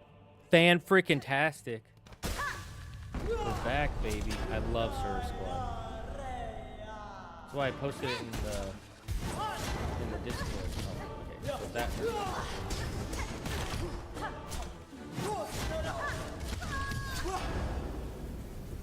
and no matter what, if I touch it, I'm gonna get hurt. I'm learning, chat. I'm learning. What's not right when adopts mythology and doesn't get it right, or when media creates their own mythology but only uses existing names and that's it. Examples like DMC or Final Fantasy. DMC and Final Fantasy are totally fine because it's just like it's named after a cool thing, you know. Like there are so many things that are named after things that you don't realize they're named after. Like in one of the Resident Evil games, there's a thing called the Sword of Paracelsus, which is a giant laser cannon. And that's not what it should be, because the Sword of Paracelsus was supposed to be a pen, because he was a philosopher, and I believe he was the one who coined the term, the pen is mightier than the sword, so the Sword of Paracelsus should be a pen. He might not be, but either way, the point is he wasn't a warrior, he was, he was a philosopher. He was an ancient Greek philosopher. So I don't mind that. When they adapt a mythology and they don't get it right, it's like, what's the point of adapting it if you're not going to actually do it? Like, if you make changes, like in the Percy Jackson universe, where there's like silly stuff because it's changed by modern, like there's modern day has changed some of the stuff, that's totally fine. But if it's supposed to be ancient Greece, and this is the ancient stories, and you're basing it off of this ancient story, and you don't do it off the story, why even do it? Just make up your own character and say, like, this is a character from ancient Greece and nobody told you about. It's like, okay, fine. I have the high ground. I just can't believe that we've only got one episode left. I'm pretty sure I was not even 10 when it started. Yeah, it's because the guy who works on it, it takes him a long time to make those episodes. And I think he got a job since then, or like something happened. I can't remember exactly what. But I remember a YouTuber I watched talked about it.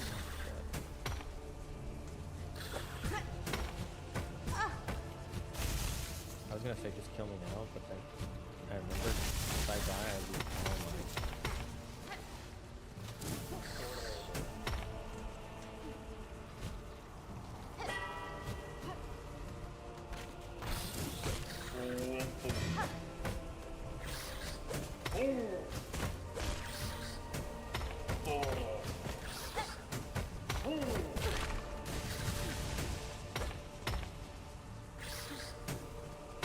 Can you come down here, please?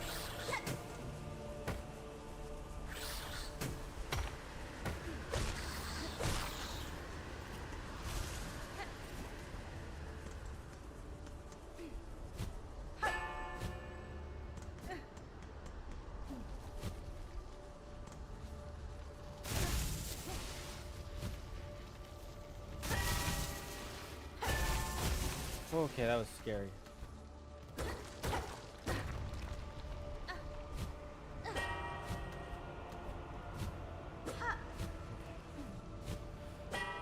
I'm nervous, chat.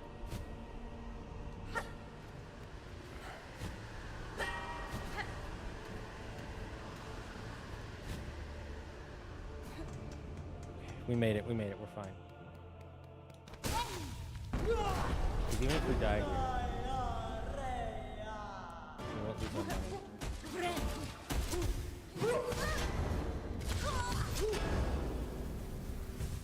Those worms are leeches. I'm very excited to see how Star Squad ends. I really want to show. Have you seen Rusty version, by the way, Charizard?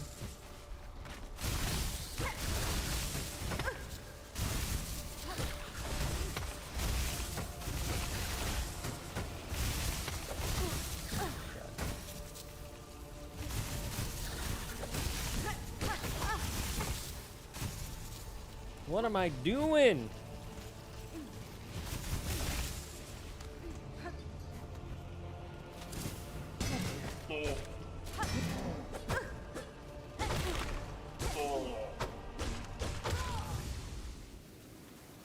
I can't. All those. All my gems gone. All my money. Oh well. It's fine. It's fine. It's fine.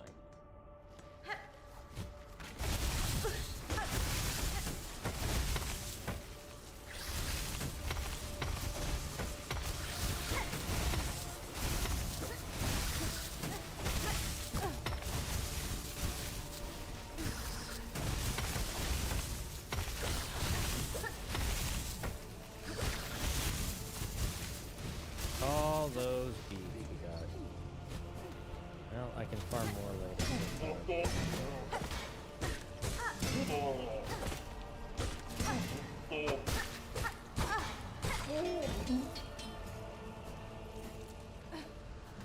Thankfully, I don't need a whole bunch right now because we've already bought all the mats we need for the time being.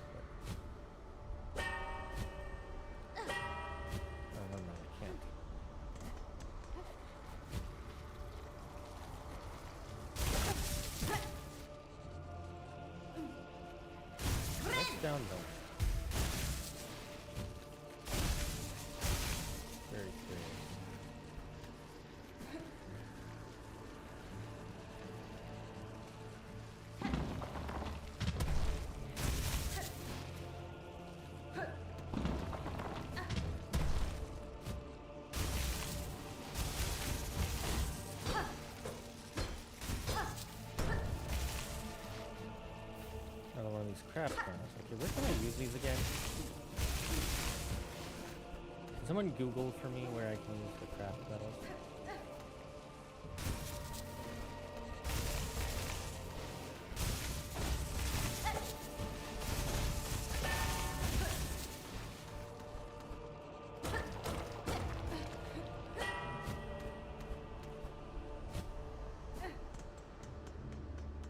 Zagard needs to lock in. I do need to not lock in.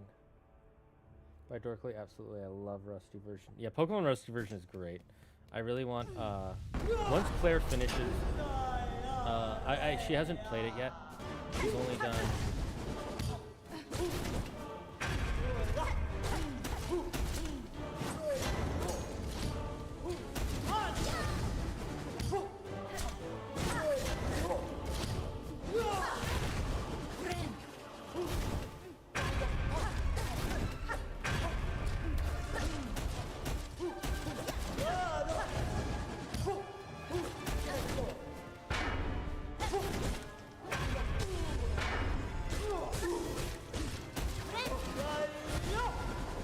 Oh, I didn't get to finish it.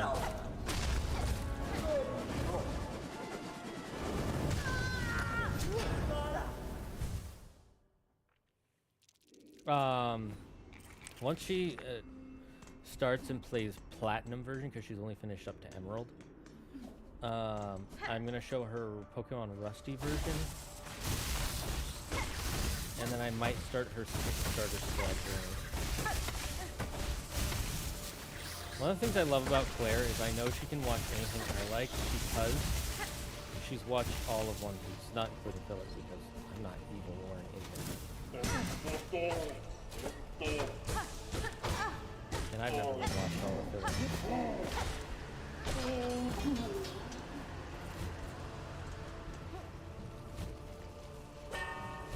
I've watched the G8 art style.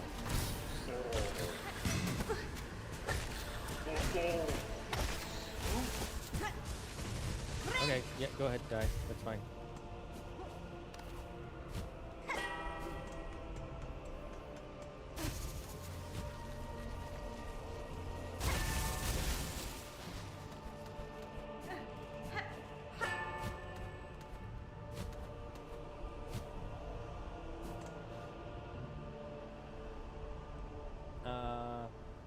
Honestly, I feel like when you adapt mythology, it should be faithful to the source. Like, if you want to take creative liberties, that's fine, as long as it doesn't change the core of what you're adapting. Yeah, I mean, that doesn't just even apply to mythology. That applies to everything. Like, if you make a Percy Jackson series, as an example, and Percy Jackson uses a gun, and he's a loner,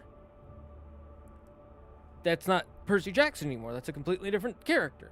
If you adapt Mario, and instead of being, like, a pretty happy guy, and, you know, and you give him a sword, and you say he's like the best swordsman of all time, that's not Mario. You make a character, you make a Sonic movie, and his whole thing is that he's actually very slow and methodical, and he's really good at technology. That's not Sonic, you know? So it's all of that is how it is. I totally agree. I love that Rusty gets a second chance to fix a mistake, then just does the same thing over again. Yep, that's Rusty for you. And that goes for any adaptation, Record, Ragnarok, and Gods of Egypt. Gods of Egypt, yeah, I actually don't hate Gods of Egypt, but it definitely is a weird interpretation of Egyptian mythology. I don't know why they didn't just do one of the cool stories from Egyptian mythology. They at least kind of get some of that stuff right. Like, Set and Horus being rivals, them being white as heck makes no sense, but, you know, okay. Record Ragnarok.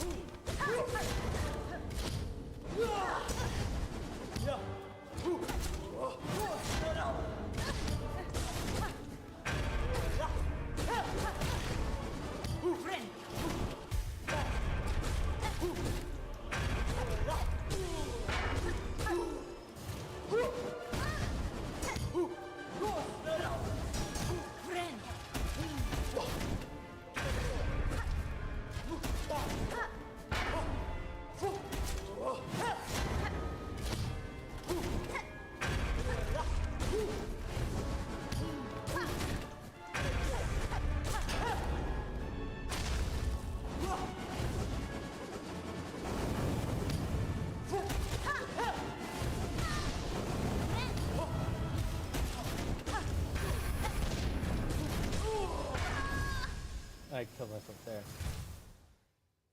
White plus no animal heads. They at least do have like their animal forms, so it's not quite the same. It's not as bad as like nothing like it, but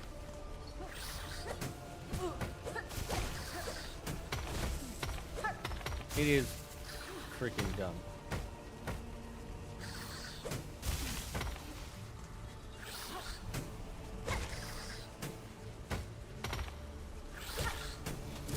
Speaking of weird changes, I don't like the change of making Thalia British in the new season of Percy Jackson. It makes no sense. She's supposed to be from America. Why does she have a British accent?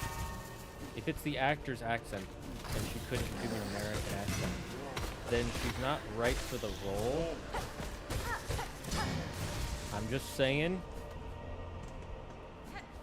Like, Benedict Cumberbatch has a British accent, and he uses an American accent while playing Doctor Strange. Because he's an American character. That'd be like if you made a James Bond film and gave him, like, a southern accent. They'd be like, what the hell are you doing?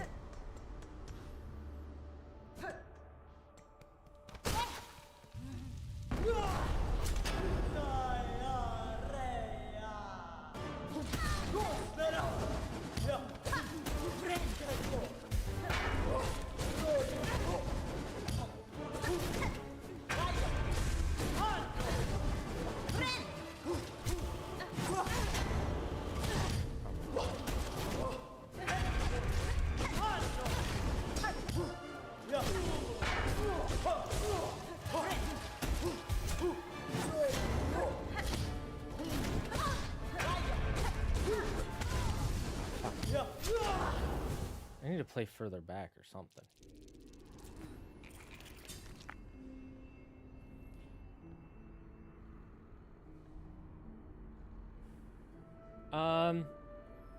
So no, in Egyptian mythology, it's not that they can. I mean, I guess they are gods. That is how it is in Greek mythology. But in Egyptian mythology, the way it's described is they are literally like like Anubis is literally a man with a dog head. That's it. It's not an artistic interpretation. That's just how he's described. He is that. He doesn't have a humanoid head. There's not a version of him with a human head. He has an animal head. And the reason is because when they created Anubis, it was because jackals would keep eating their dead, the corpses. So they were like, oh, if we make a god that is a jackal, that'll appease the jackals and they'll stop eating our corpses. That's why he's the god of the dead. Because like, oh, you don't want your minions to eat our stuff, right?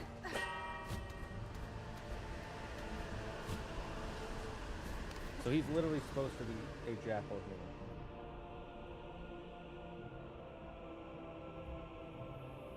That's so stupid. The actress is British and they wanted to use her natural accent because Punk was born in England. But the character wasn't. What? What? No, that's dumb. That's freaking dumb. I'm sorry, that's just dumb. That's dumb. I mean, yeah, but the animal heads is what makes them stand out from other mythologies. It is one of the things. I stand corrected then. Wait, what do you mean stand corrected? Oh, yeah. I thought we were talking about the Percy Jackson thing. I have to tell Andrew about that, and he's gonna do it. Rick, do you not care about your characters anymore?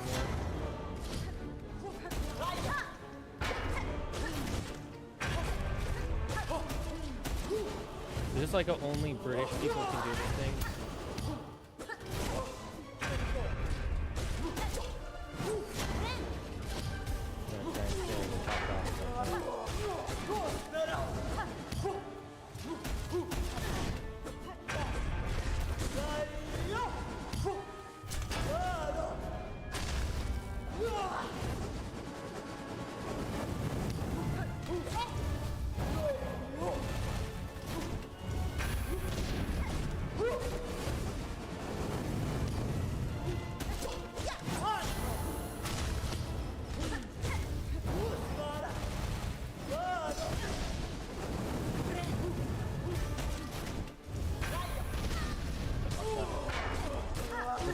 she? Oh,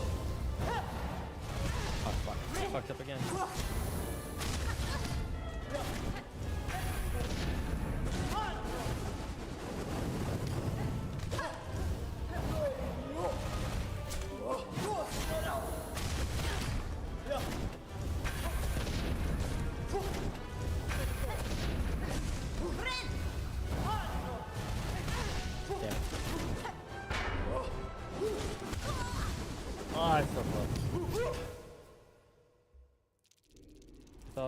Thalia is the daughter that choose lightning like him. Presumably she does. I mean, in the comics, in the story she does. She has lightning powers and chooses a spear and a shield based off of Athena's shield. And I think they do show like a flash of lightning, but I still think that's dumb. Hugh Jackman is Australian. He was the best live action version of Wolverine. Surely it's only him, but still. Yeah, that's it. Like Hugh Jack again. That's another example. He's Australian. He uses an American accent when he's playing Wolverine. He doesn't have his whole Australian accent. He's not talking like, "Hey, how's it going? I'm Wolverine." He talks like, "I'm Wolverine," right? I love how all Egyptian gods are based off real animals, and then said it's just based off on nothing. Not all of them are based off real animals. A lot of them are though, because there are non-animal Egyptian gods. Like there's Bast, who is not Bast. Oh fuck, I'm forgetting his name. Is it Bast? Bess? The god of parties. And he's just described as a dwarf. She has some level of electrokinesis, if I'm remembering, but she never actually throws a proper thunder. She never throws a thunderbolt, but I do remember. I think she channels one through her spear at one point. So we got the Percy Jackson movies not accurate to the books, and bad then. We have the Percy Jackson show, which are slightly more accurate and bad now. The same with Eddie Brock in the Venom movies. Those movies were such a dumb idea to begin with. Oh, who's a really popular character? Venom. Oh, what makes Venom Venom? Well, you see, he stole his powers from Spider-Man, and he's like an evil version of Spider-Man. Oh, cool. So we're gonna have Spider-Man in this? No. Anyway, that you said like his whole thing is he's obsessed with Spider-Man and connects. Like his whole thing is he's Dark Spider-Man. Yeah, but that doesn't mean we're gonna have Spider-Man. Right? What are you, stupid? Get a load of this guy.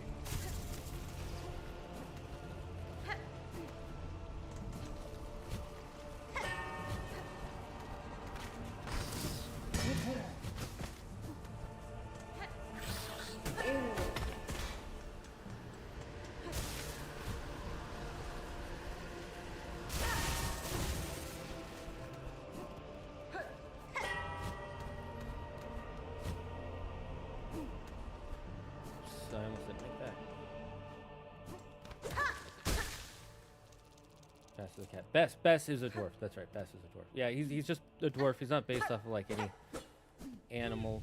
He's a dwarf.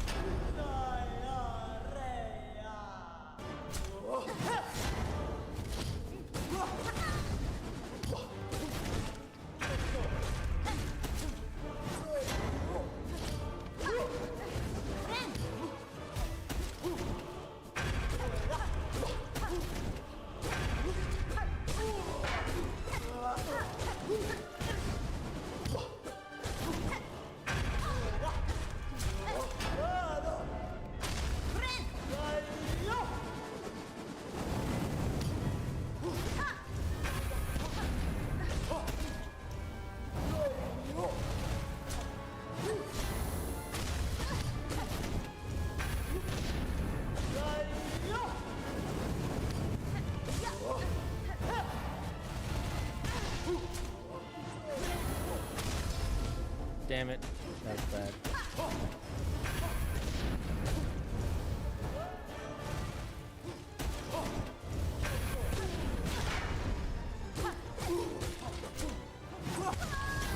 I jumped into that. Zagard's losing purposely to learn all their moves. True. All the Sony villain movies were dumb. Yeah, wait, how many were there? There's only 3 Venom movies. Oh yeah, there's the Madam Web. That was... Did they make any more? I know they were going to make a Kraven the Hunter movie. Did they ever make that? If so, I didn't watch it because it's so stupid. the Percy Jackson musical, which is pretty accurate for a low-budget musical and good. It's almost like fans make better stuff than the original creators. Sometimes. They all became who they are, motivated by their hate for Spider-Man. Exactly. So why make a character that's all based on Spider-Man and not have Spider-Man? What are you talking about? That's like having a character whose whole thing is he died, became a ghost, and got cool ghost powers, right? And then you start his movie off with, well, he didn't die. He doesn't die. He just gets his ghost powers by like jerking off a ghost by accident. What? Well, said is the only god associated with a made-up animal, at least to my knowledge. It's not even that he's associated with the made-up animal. The made-up animal is associated with him. It's supposed to be that he like, cause he can add all animals together, and he made up his own animal, and so it's just called the set animal because there's no name for it. We haven't found a name for it at least yet. They made Craven, and it was dumb.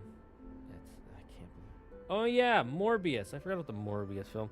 He's not attached to Spider-Man though. He is his own character, but it was just so bad the way they did it. Venom, Madam Web, Craven, and Morbius. Morbius again, yeah, he's not connected to Spider-Man though, or at least not directly. That's just his own character. That was.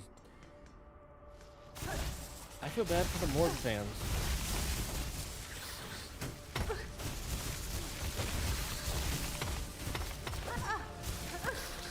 But now they understand what it's like to be a Spider-Man.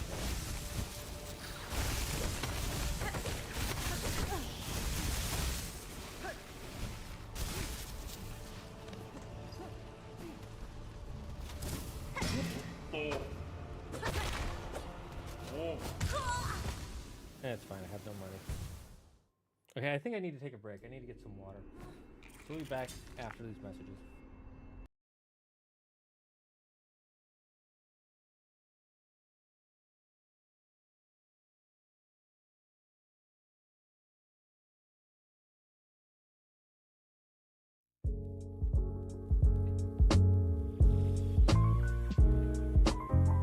Do you feel tired, confused, or dizzy? Have you ever felt like you just can't go on because of massive headaches? Then try water! Water is the newest soft drink on the market. It's refreshing and delicious, all while containing 0 sugar, 0 corn syrup, and 0 calories. Water will give you the strength to complete the toughest of tasks on the hottest of days. Water can even be used for cleaning yourself and your clothes. An overexposure to water can lead to flooding, massive downpours, tsunamis, whirlpools, and even drowning. Gnarly, dudes. If this happens to you, call 911 and some bros will be there in a flash. If you're planning to use water without an experienced physician around, please make sure you bring along someone who is CPR certified. Man, water is good. Water, have a sip.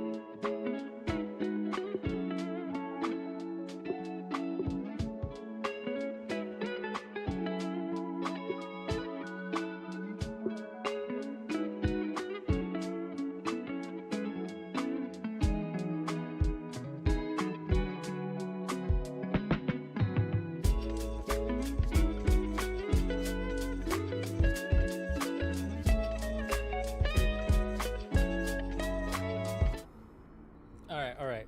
So I'll explain the Morbius thing. So Morbius, when he was first introduced, he was introduced in a Spider-Man comic as a tragic villain, but he never became like a main part of Spider-Man's rogues gallery. You know, like the Green Goblins, the Venoms, the Carnages, the Vultures, the Shockers, the Rhino, Lizard. He never became a character like that where it's like, oh, when you think Morbius, you think Spider-Man. He kind of quickly just became his own thing, because the reason they created him was there was this thing back in the day called the Comics Code Authority, and I mean by back in the day I mean like from the like 60s to the late 80s, and it was this thing that basically said, when you make a comic book, you're not allowed to publish it unless the Comics Code Authority deems it worthy. And it's because there was this guy who hated comic books, so they created the Comic Code Authority to make it safe for children. And it basically had stuff like, you can't have vampires, you can't have angels, you can't have vampires, you can't have devils, it can't be too dark, it can't be too gritty, it can't be too supernatural. It was really dumb. It was really freaking dumb. Like, you don't understand. It was super dumb. And then eventually there was a comic book writer at DC who was like, what if we just didn't do that? What if we just published a comic that didn't have that? And then they published, I think it was the Swamp Thing. It was the first time they published something that didn't have any sort of, what do you call it? The comic book code, it didn't have the Comics Code Authority. So it didn't have all those rules and regulations. And suddenly it became like this grunge kind of underground sort of comic. And it was really popular because it was unique. It wasn't like the sterilized, super clean, I am a superhero and I will save the day, da da da da. It was like dark and gritty and people loved it. And so then people were like, ooh, I want to make a vampire character. And that's how they made the character of Morbius. They just put him in Spider-Man to, kind of bump up the sales. It's like if you want to introduce a new character, right? You put him in a Batman comic or you put him in a Superman comic. That's kind of Morbius. So he wasn't like, he was connected to Spider-Man, but he wasn't like Kraven. You know, it's like Kraven the Hunter. Who's his main hero? Spider-Man. Who's the main hero against Dr. Freeze or Mr. Freeze, whatever you want to call him? Batman. You know, like you can name characters like that. So there's that. And then the Venom thing is, yes, they were trying to do the Venom's run as an anti-hero, but they didn't even do that right. The run as an anti-hero is called Agent Venom, and it's supposed to be like years after, not years after, it is years after the original Venom story, and Eddie Brock and the Venom symbiote separate. They not permanently, but for all purposes, they permanently separate, and the government gets the Venom symbiote. And Flash Thompson, who was Peter Parker's bully, was a huge fan of Spider-Man, so he joined the military. And then so they brought him into the secret project Agent Venom, and they gave him the Venom symbiote. and then he became like this secret agent with the Venom symbiote. Like, look up Agent Venom. It look like he doesn't look like the big muscular I am Venom. He's more like a soldier with like armor and stuff, but then he has like a kind of Venom look to him, and it's a really cool character, and I think it has like a tragic story. And he ends up going into space and shit, and then he like gets rid of the anger that Venom has, so Venom doesn't have his anger anymore. That's when it started getting way too confusing with the Venom lore. And so that's what they were trying to do, but then they didn't do any of that. Like, none of what the Venom movies are is like Venom outside of the fact that he is a symbiote. That's it. Just the powers are Venom. Everything else about it is nothing. It's not Venom. That's because he didn't morball over Spider-Man. Oh, you got a good point there. He does have to morball over everything.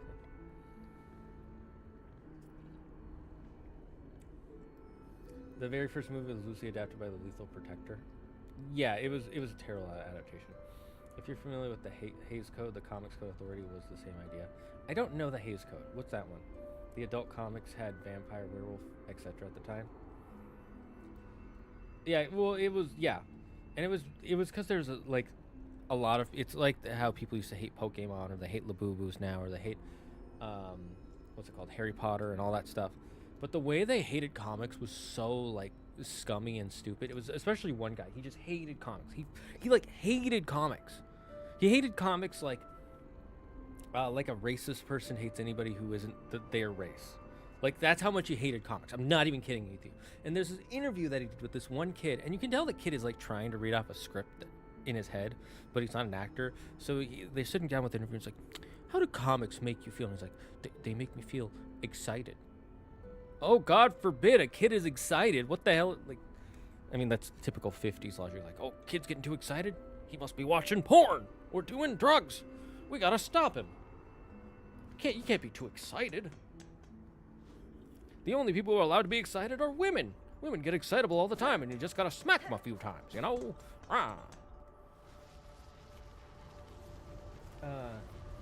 random Marvel movies reminds me of back when Andrew would review the new Marvel shows at the beginning of Wednesdays.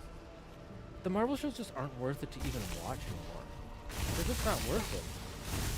They're not even fun. The last one, Loki season 2. I forgot to mention that one earlier when we talked about Disney Plus shows that are good.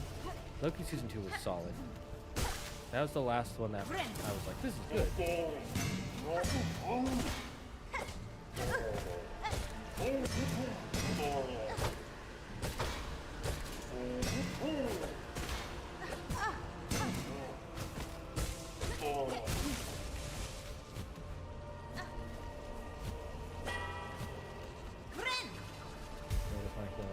two enemies.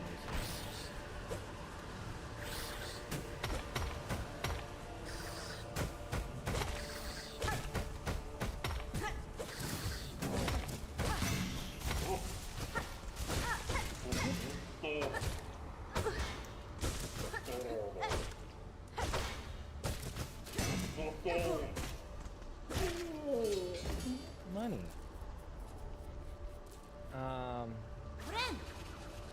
The Comics Code wouldn't let them show drugs at all, so Marvel just ran that story anyways, and it sold just fine.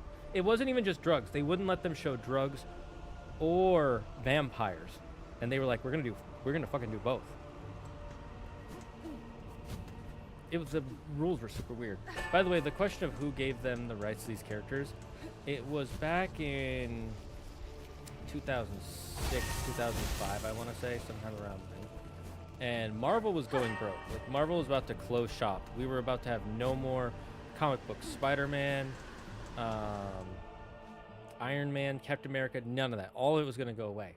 And they were desperate. So Sony came to them and said, hey, we want to buy the movie rights to some of your characters. And the Marvel character, the guys at Marvel at the time said, how about you buy, we will sell every single Marvel IP, the whole company to you for, I think it was like $140 million, which was a lot back then.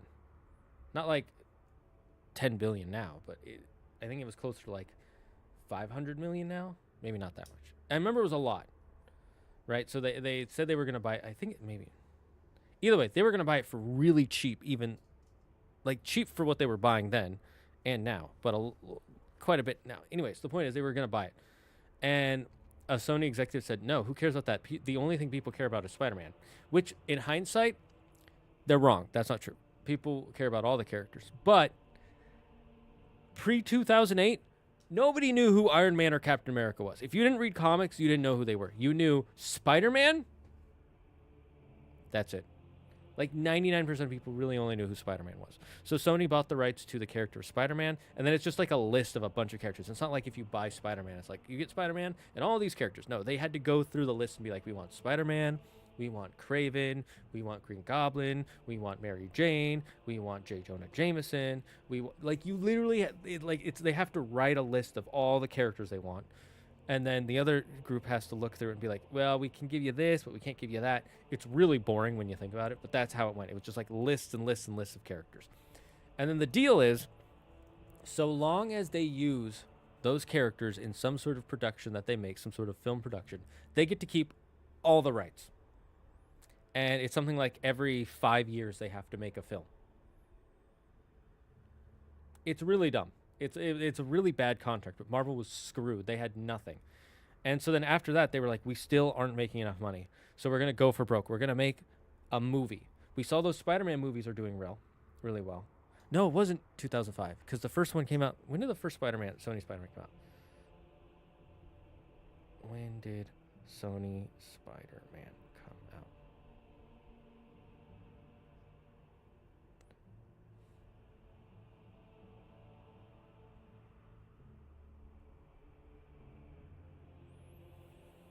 Mm, 2002. So I think the deal happened in 2000, 2001.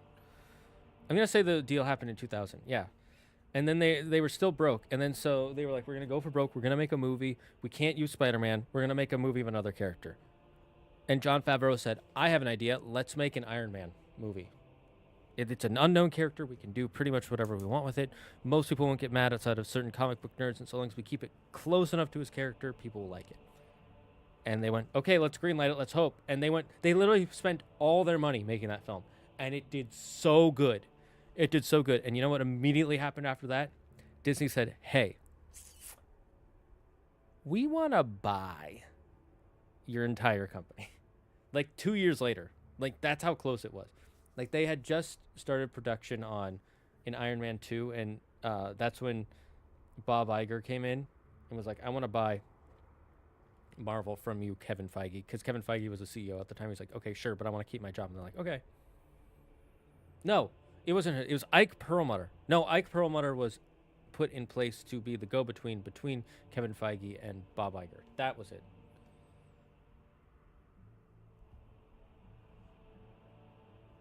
So it might have been 1998. Either way, it was like really like huge. I Love an Ancient Men movie was made by the MCU and the TV shows or something. That would be cool, but it's probably not going to happen. Before we had modern moving ratings, Hollywood operated under what was called the Hays Code and a very strict set of censorship guidelines that a movie had to meet in order for a studio to release it. Oh, I think I have heard of that. God, fake AI Marvel leaks are so annoying, and man, especially when some people believe it's real. I mean, I'll be honest. The AI leaks have made it worse because anybody can pop out an AI leak now. But there used to be fake leaks all the time. Like, I remember I was a kid. I was waiting for the new... Oh, what was it? The third Iron Man. Like, not even the third Iron Man. The first Avengers film. And people were leaking that on Facebook. They were like, images like, oh, Spider-Man's going to show up. Wolverine's going to show up. This was before I knew anything about, like, the business deals and before it was, like, wide public knowledge. Like, everyone more or less knows about it. And I was also, like, in middle school, high school. Yeah, high school, because it came out in 2012. And I was like, oh, my God, I can't wait to see, like, Spider-Man and stuff like that. And then I would watch videos and people were like, yeah, no, that's not going to happen. I'm like, oh. Well, that's annoying. Like, there would be fake trailers. People would make all these fake trailers. You want a joke time? I'll show you a joke time. I'll show you a joke time. This stream...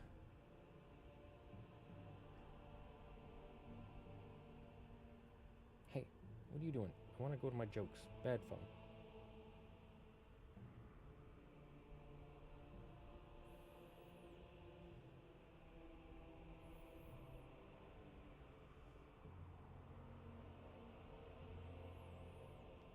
Oh, you know what I learned about recently, guys? Next week, or next month in February,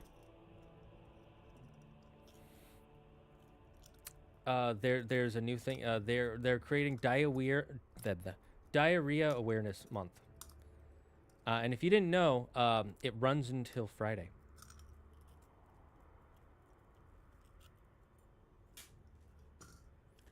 It's actually back in the Marvel movie. That's why the original X-Men was by Fox and the original Spider-Man movies was by Sony. Yeah, that's right. I forgot about that. Because the first one ever was in 2000. The X-Men film. I totally forgot about the X-Men stuff. Because yeah, they sold off the rights for. So yeah, the only characters people really knew were Spider-Man. Then a lot of people knew about the X-Men because of the '80s show, and then it's because the diarrhea is running until Friday. Basically, you'll have diarrhea for the whole month. It's not a very good one, but it's what I had. Yeah, so Sony bought Spider-Man, and then Fox was like, well, we want some of that stuff, and we know the X-Men are really popular, so they bought the X-Men characters. And then Universal bought the Hulk, because that was the only... Those were like the three... Those are the two characters in the group that were really popular. Or I should say the three characters that everybody knew back in the day were Hulk, Spider-Man, and Wolverine. The Hulk was because of the Lou Ferrigno Hulk TV show, so everybody knew about him from that. X-Men was really popular in the 80s because of the animated show. And then Spider-Man's just always been... Like, everybody's always loved Spider-Man. He is like... He's one of the big three when it comes to comic books. It's Spider-Man, Batman, and Superman. I know that in DC, the big three are Spider-Man, Superman, and Wonder Woman. But if you're talking about all comic books and popularity, Spider-Man is more popular than Wonder Woman by far. It's nothing against Wonder Woman. It's just that's how great Spider-Man is. And that's why we can't get a Hulk movie, because Universal still owns the rights to the Hulk. And they won't give it up. And they just hold on to it for forever. It's so dumb. I'll say I'm not excited for Avengers Doomsday because there's too much nostalgia bait. Like, we don't need 3 Spider-Mans and Hugh Jackman, Wolverine. It looks more and more that it's not even focused about Doom. What makes you think that Wolverine is going to be in this and Spider-Man? They're going to have all 3 Spider-Men. Where are you getting that? I'm really curious where you're getting that from. Because the only thing that I know that has been revealed is that Captain America is coming back, which I'm not going to say spoiler because I knew that was going to happen. I'm not even a little surprised. I knew that was going to happen. I'm not even kidding you.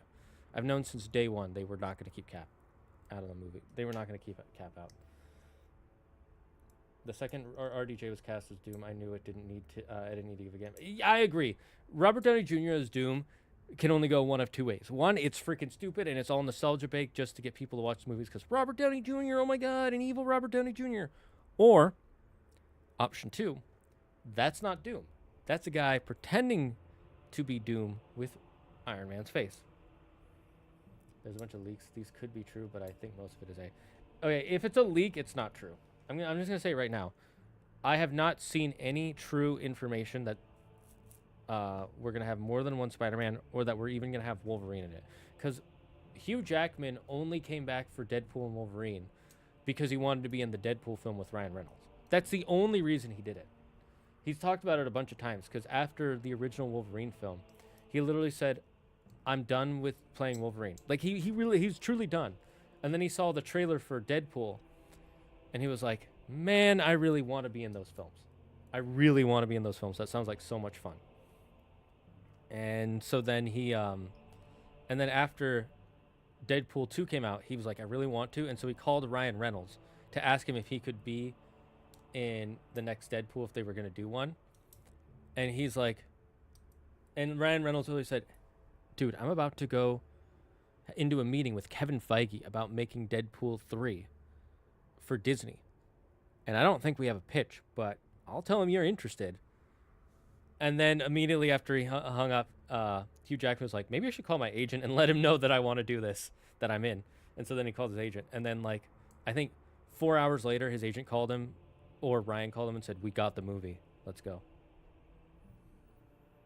So just remember, Wolverine, literally the only reason we got Wolverine and Deadpool and Wolverine is because Hugh Jackman wanted to do it for that specifically. Then again, we might get a new Wolverine. Which would be risky, but I'm here for it.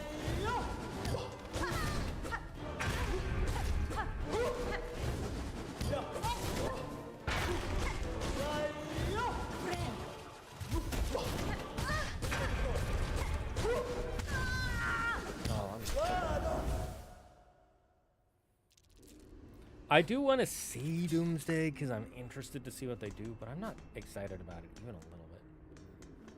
Like, if you were to ask me, hey, let's go see Doomsday, I'd be like, you'd have to pay me. Actually, maybe not that, but I would say, like, buy me a sandwich.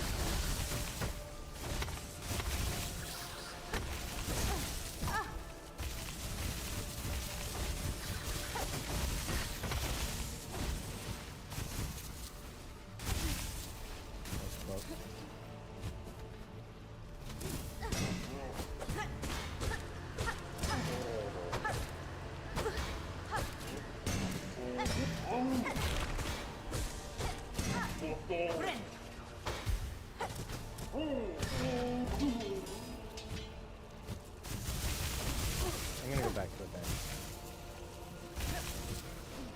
I want to get my my armor back.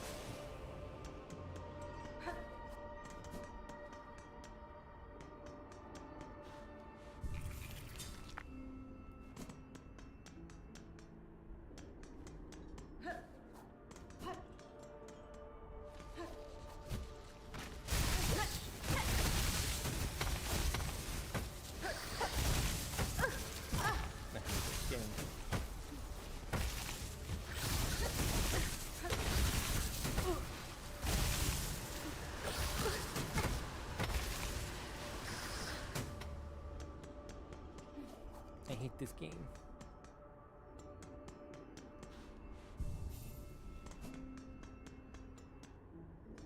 There's one.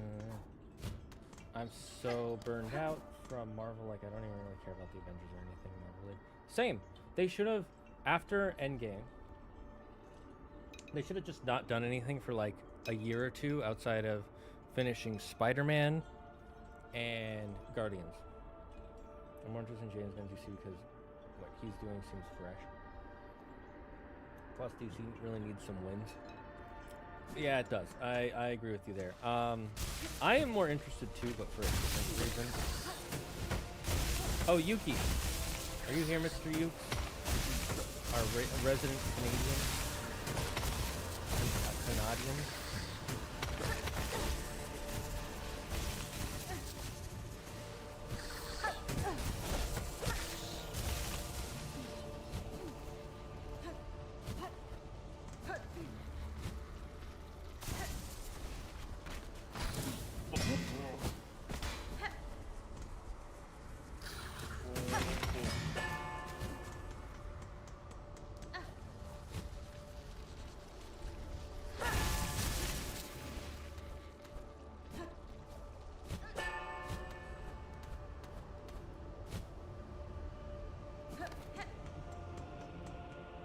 I'm not here, nope. Oh, darn.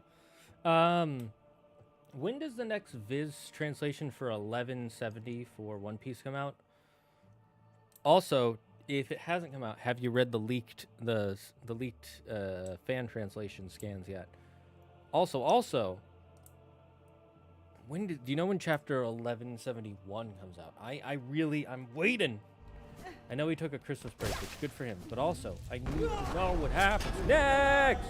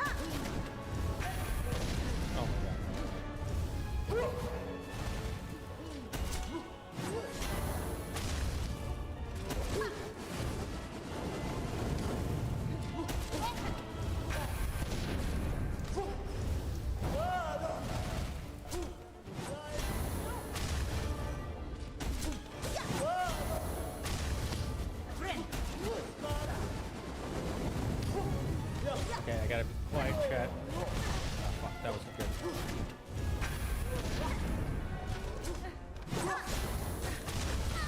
Fuck.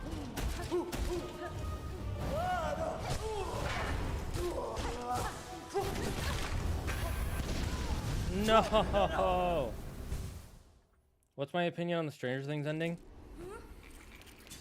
Overall, I still liked it, but there are a lot of issues that the more I think about it, the more I wish they had done some other stuff differently. I think it could have been so much better. My bigger problem is less with the ending and more with what's his name? The Duffer Brothers and how they explained stuff. Like, there's a Moist Critical video of him going over them explaining some stuff from a GQ article and stuff like that. And it's just like, you gotta be kidding me, right?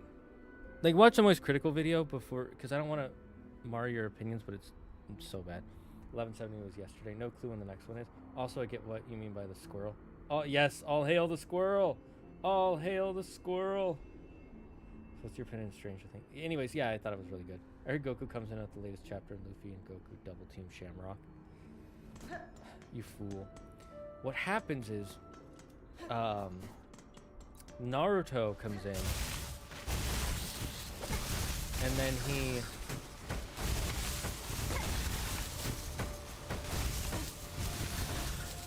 Naruto comes in and uses the summoning jutsu to summon Ichigo, and then they fusion Ha, and they activate their new quirk power, and after using their quirk power, they morb all over everyone, and that's how it ends. It turns out the One Piece was morbing. It was the morbs we made along the way. It's so bad. I'm so mad at, like, what I would have rather they said nothing.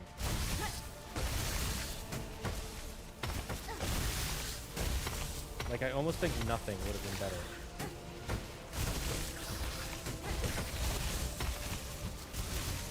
You know what I mean? Like, I didn't need to know you had no plan for some of these, like, details that are really cool. Like, I'm not a huge theory crafter for most things outside of One Piece. One Piece is, like, the one thing where I follow theories. Because you kind of have to. That's, like, the nature of the series. If you don't have a single theory, like, what is the One Piece? Like, even a single theory, then you're not really. Okay, I'm gonna. Do we want to fight this boss still? Yeah, I might as well try to beat him before we gotta log out of here. Which is, we have like an hour or so. No plan for what now? Watch the Moist Critical video on the Stranger Things writers, what the writers are saying, and you'll understand. It's not his review video, it's the one right after his review of the last season.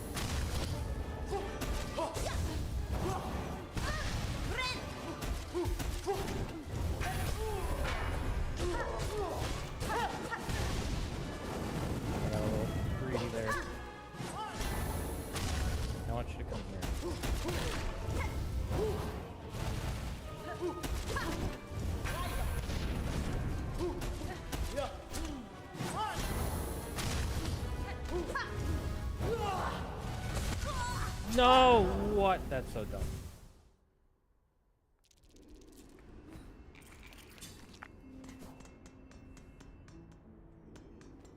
That was annoying. I'm tilted. I'm tilted with a capital W.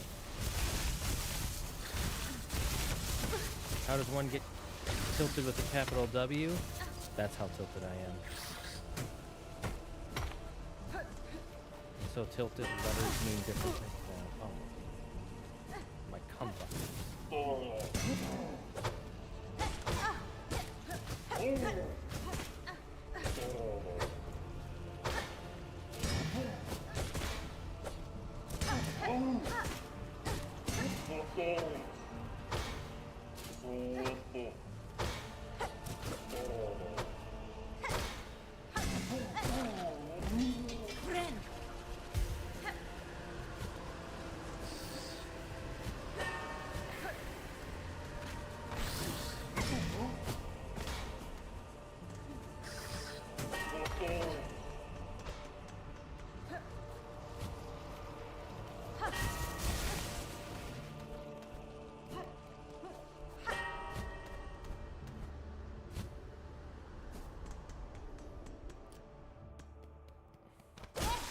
They gotta continue the more peace. More peace!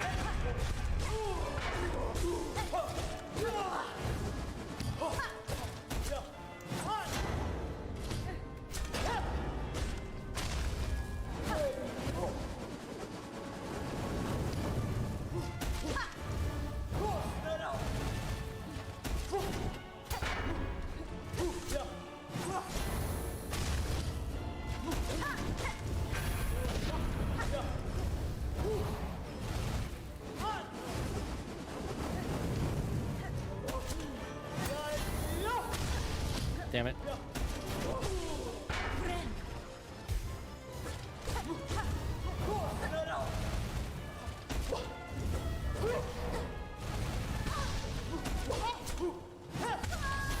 God, I ran into that. The more peace is real.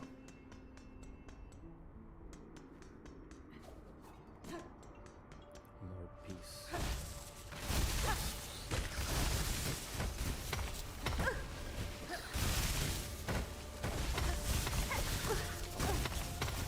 Stupid cum buckets.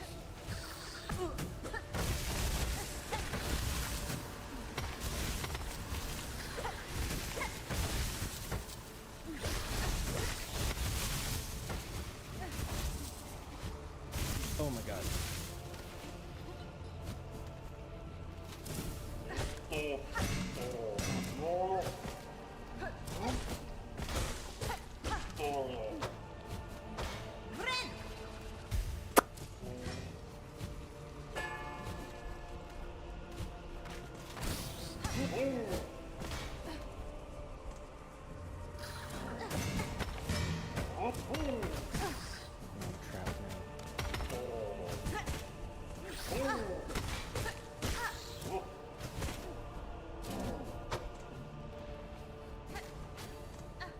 Haha, that counts as killing enough. That's funny.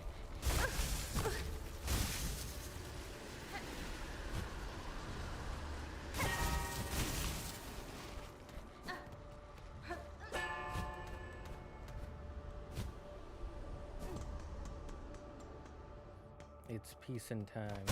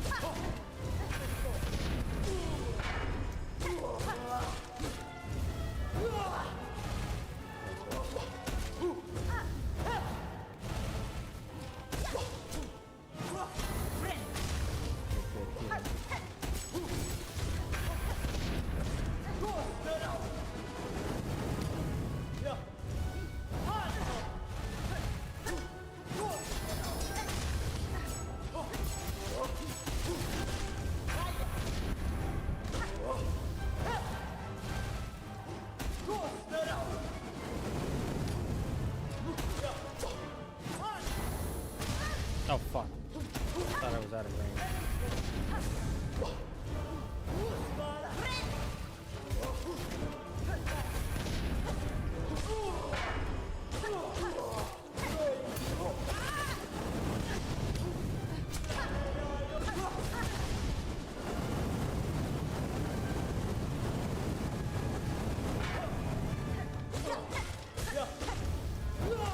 Damn it. Oh, so close. Would I ever have a complete mystery over the devil fruit of your choosing or go Super Saiyan but train extensively to control it and advance it to the other stages? I'd rather have a mysterious devil fruit. Because you can become so strong with any devil fruit. I mean, you have to train it no matter what, but at least you get an interesting power. Then again, I don't know if I'd want the jacket fruit or the chomp fruit. Those ones both suck. And I'm not very athletic as it is regardless.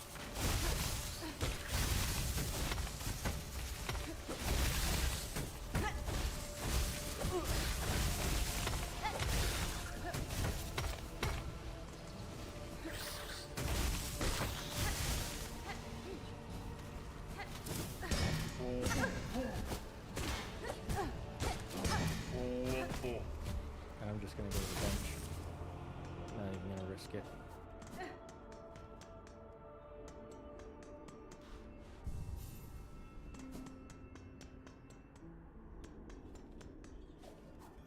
Yeah, this is getting frustrating. I wish I could turn that into a shortcut. Because I hate this guy. This guy screws me over.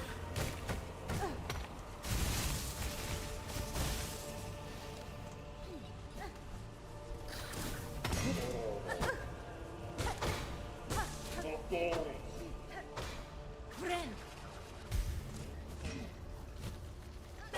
only did that instead of going to the bench because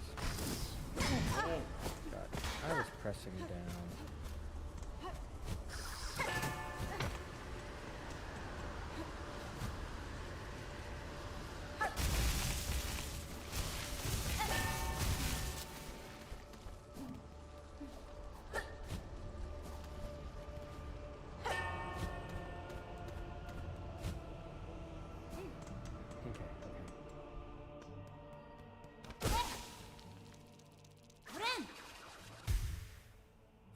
Alright, we're going to do one more attempt chat.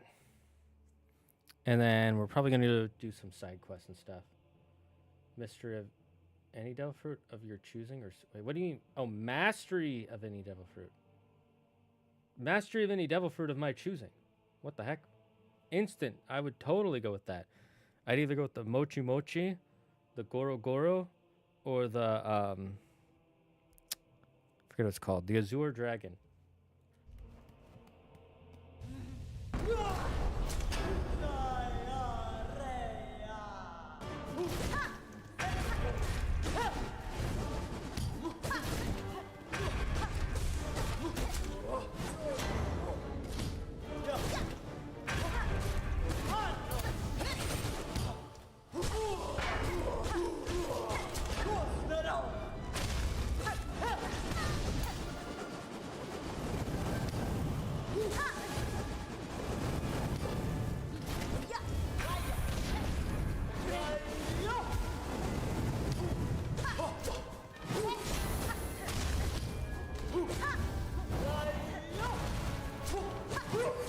That was bad.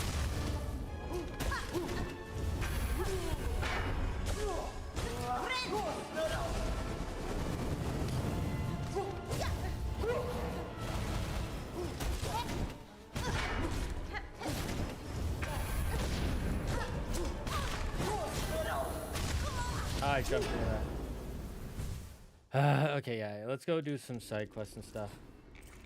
I'm getting frustrated. I need to take a mental break from this day.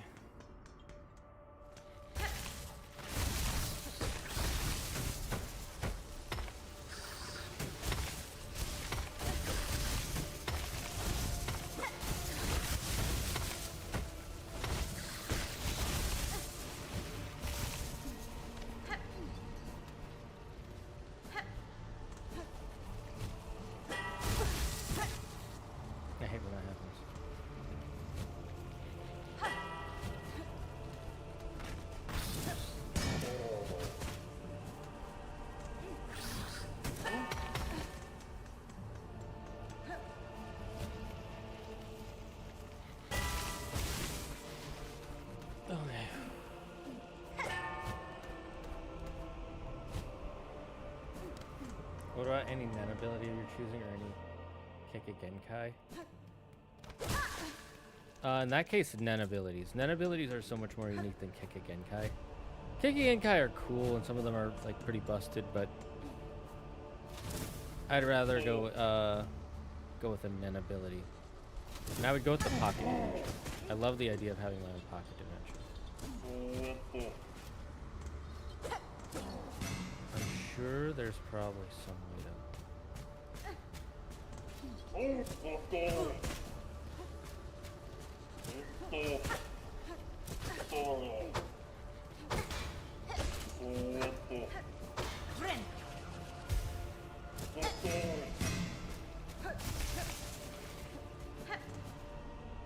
I feel like that should be a shortcut. It looks like it would be a shortcut.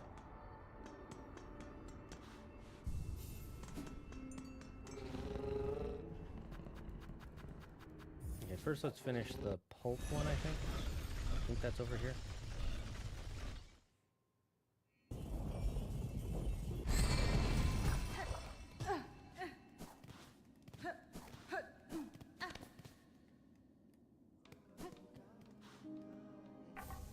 Yep, the Flint Joan. Hey, we got the wish granted. Which gives us a memory locket. I can't even hold 400.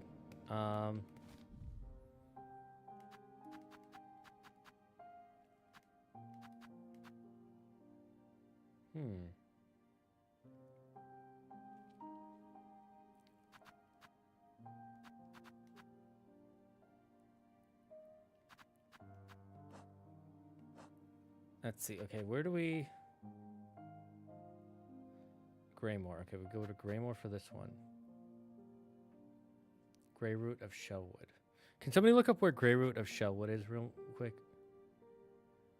And then we're going to go to the halfway home in Greymore. Pocket Dimension, you could have that with Obito's Sharingan. Yeah, but you have to train that, and that's not worth it.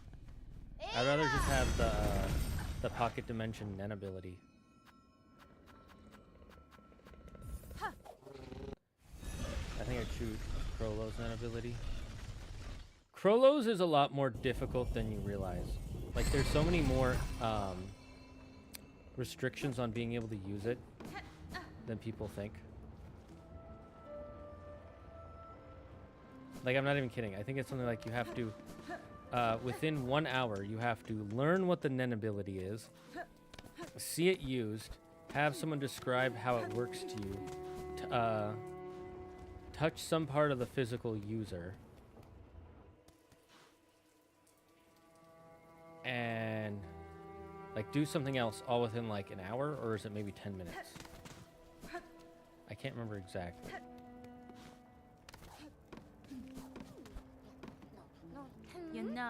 New, I have completed your request, recording many creatures of Farloon in my journal. Ooh, ma. Look here at marvelous beasts and bugs, all listed so beautifully.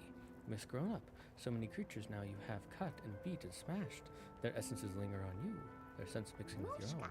Ooh, ma, new, simply must sample it for herself. Slapped.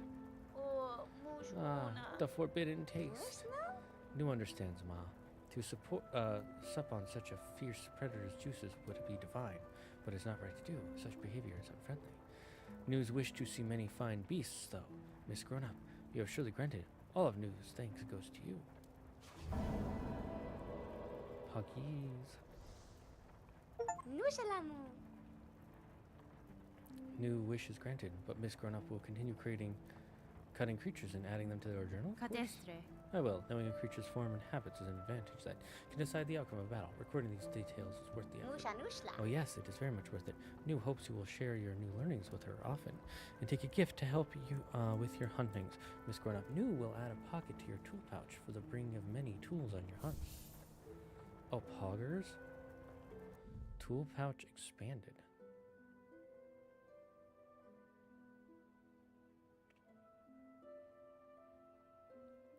Herm.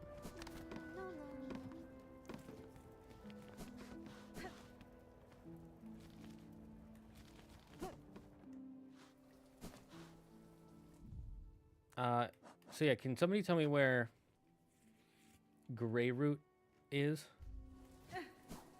I know he's in Shellwood, but what area? Does it maybe say on my map?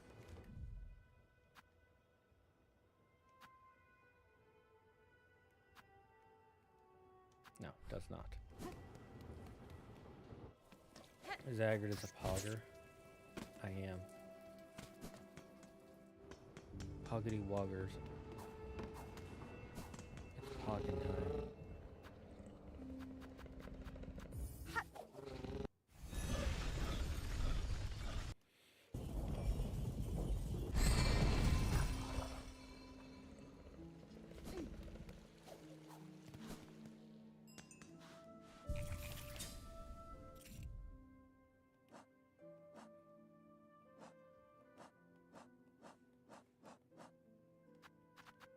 I'm confused how this works.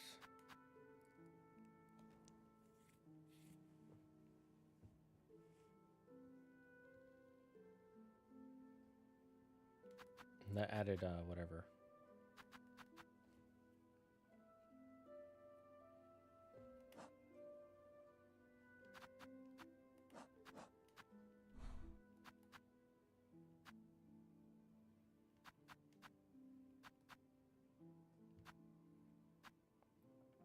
Originally that one.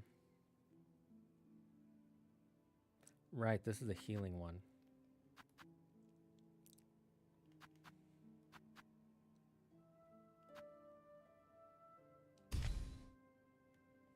I'm just opening some of the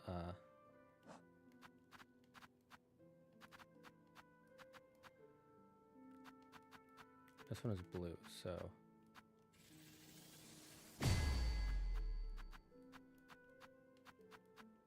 I don't really care for the red ones. I care more about the yellow ones.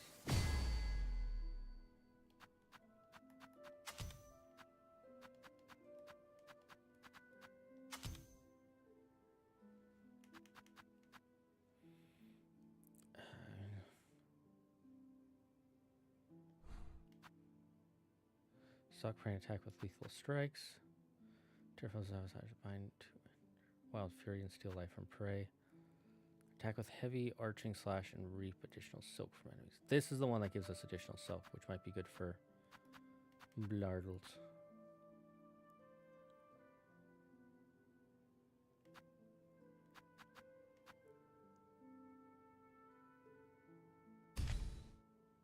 For now, we'll keep it on this one.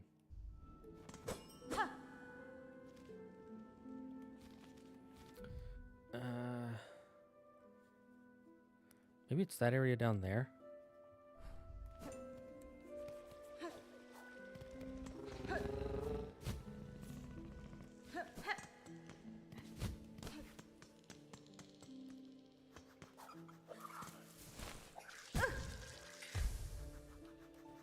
That didn't happen.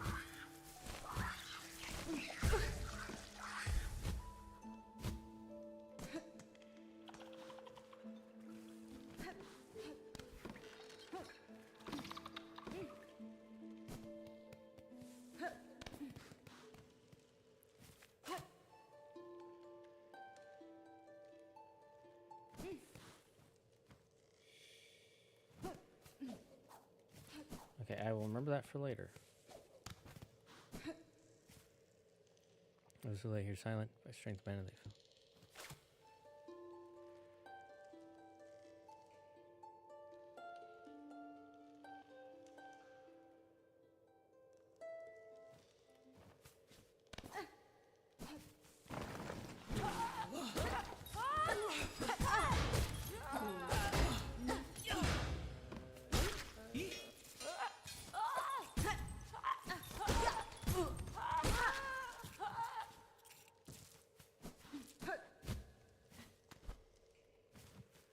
Okay, so that isn't what it is. Okay, let's track this.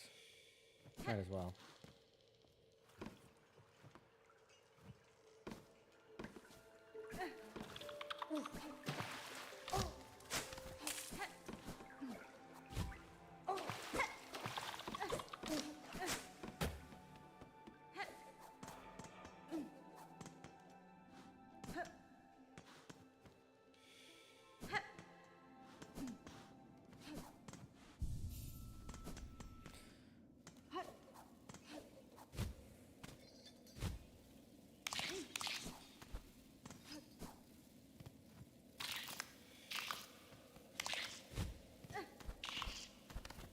What a weird path.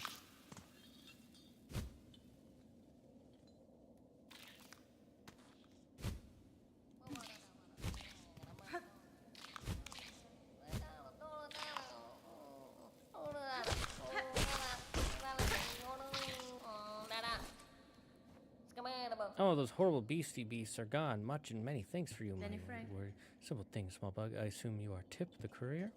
Frey the Bellheart trader seemed concerned for your safety, for the cargo you carry. She sent you? Bah, she needs to learn a little patience.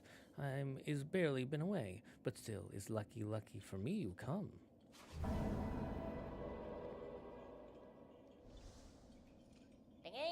Well, I'm is be off now. That old grubby grub is in the bell will come after me herself if she's not fixed her goods.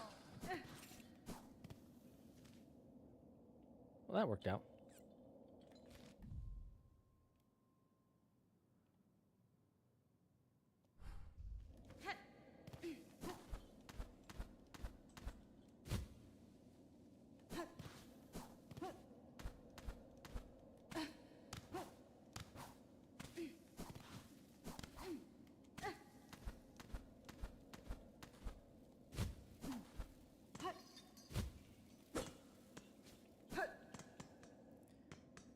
The bug is cool. Bug is cool. I wish the Horn of the Night had dragon powers. Maybe they do have dragon powers, just not the type of dragon powers you think of. Seriously, can somebody look up where I gotta go for this? Because I don't want to look it up. Yeah, help me find... where's Greyroot of Shellwood?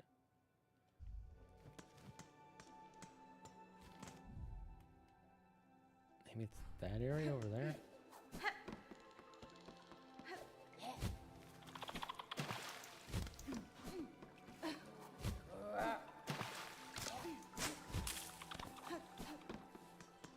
Hey, this is Greyroot.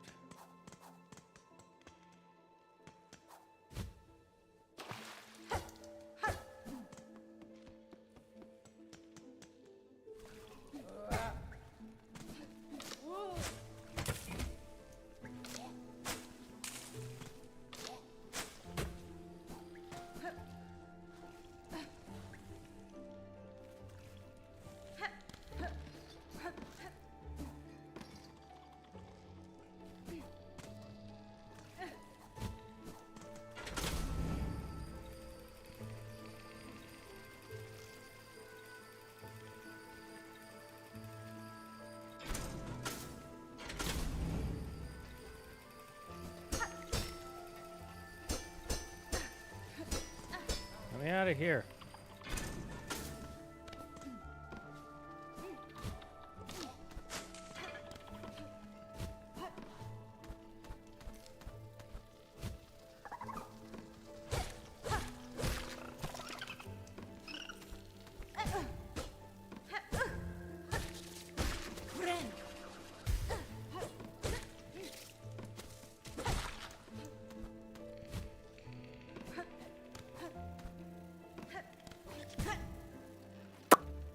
No one saw that.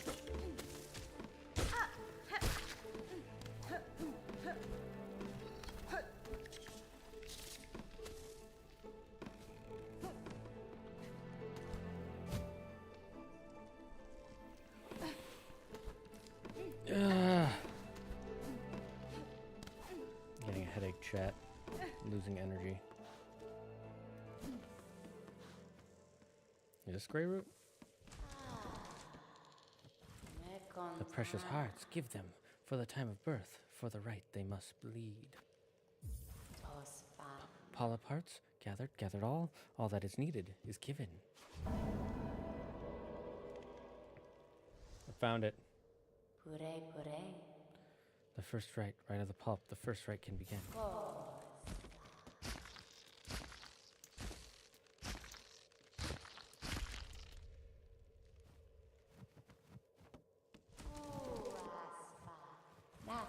Bug cloaked by red. The time of rebirth approaches. First right is complete, prepared for the time of birth.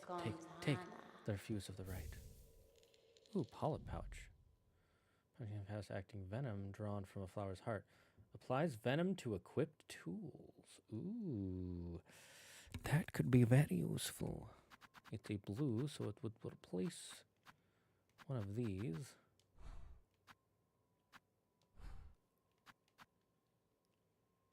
Could be very good, though. Could be very good. The time will come soon. The time of birth approaches.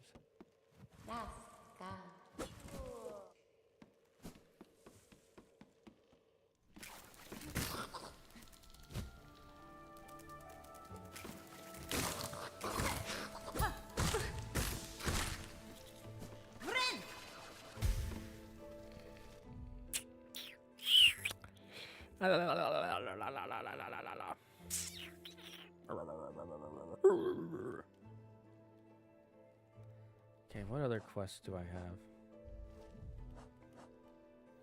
Oh, can you someone look up what I can where I can use the craft metal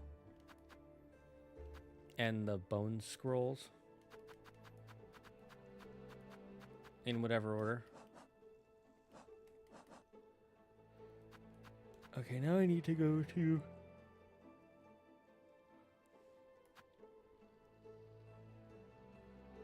tunnels above and below Bellheart.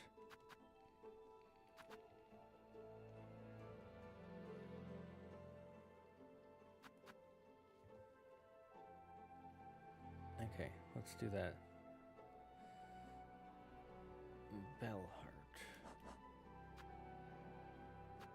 So in the marrow and the underworks.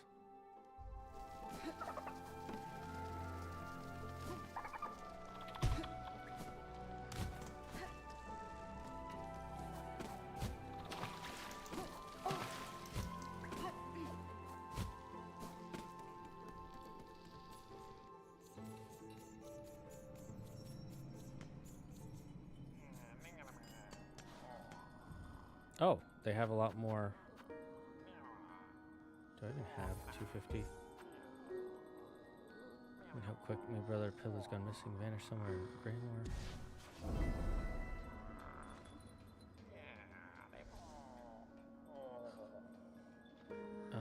Obese fly raging through the scorching wildlands below.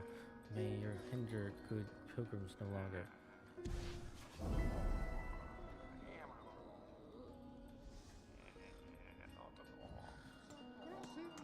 That's fine. Are looking better stocked? Oh yes, the cheeky little so-and-so came by and dropped his cargo off at last. Portier was so shaken by his misadventures, I almost didn't have the heart to dock his earnings. All's well now, though. Take a look at the lovely new goods I have here available. Oh man, there's all this stuff that I could be getting. Let's see, I rarely sell objects as intriguing as this. Supposed to improve a bug's natural ability to heal. Can't say I felt its effect myself, but then I keep more healthy than most. Yes, oh, I need that. I need my money again. And then that would be useful too.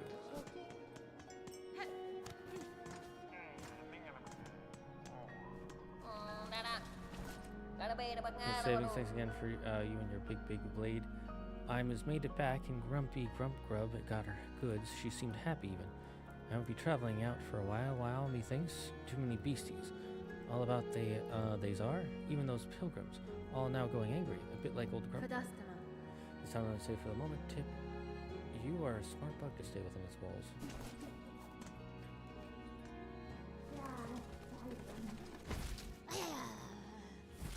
That's other than heavy of the past you are. Alright, these are where the rattles go. This is my collection. Well, then look at what I have.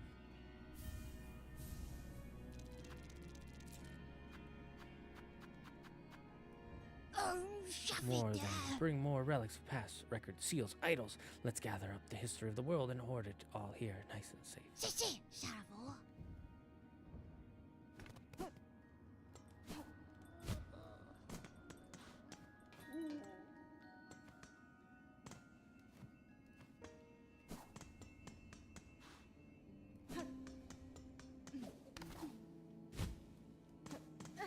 Okay, I figured out that, but where's the craft metal?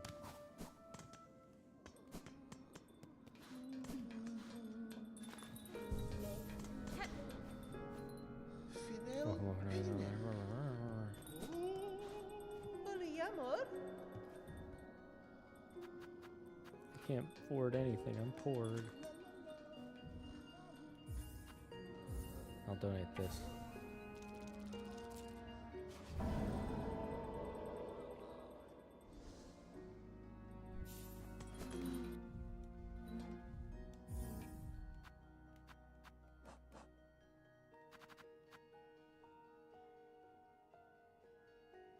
Oh, wait, I can hold more shell shards. Ooh, that'll be useful for the first area.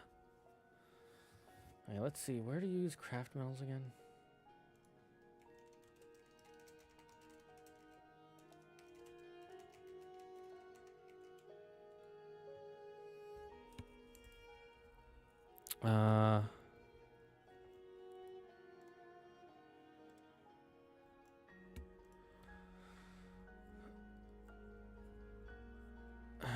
No, I'm not trying to ask.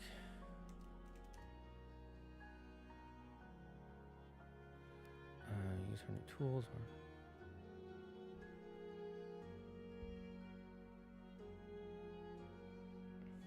Mm-hmm.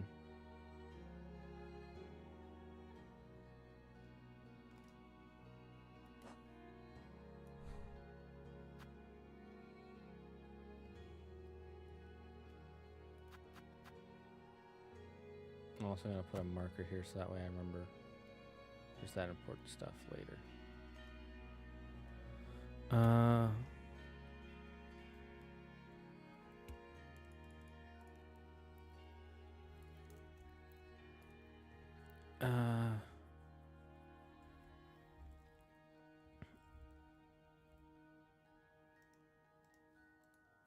Where's the architect's shop?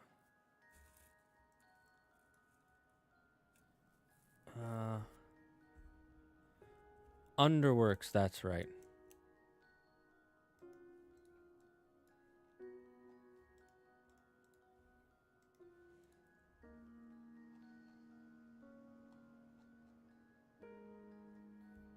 He's a shop in the Underworks.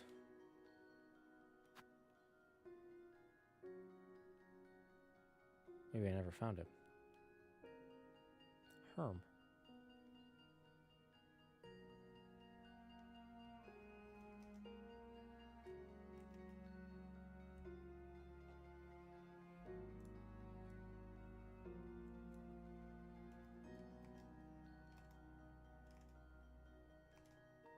I don't think I have found him.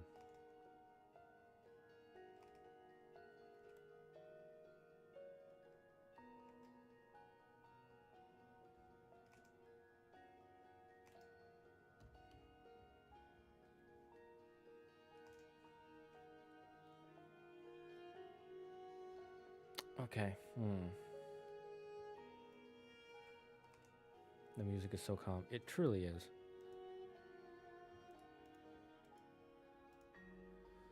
Okay, what else do we have that we can use? The keys. Let's figure out where those go.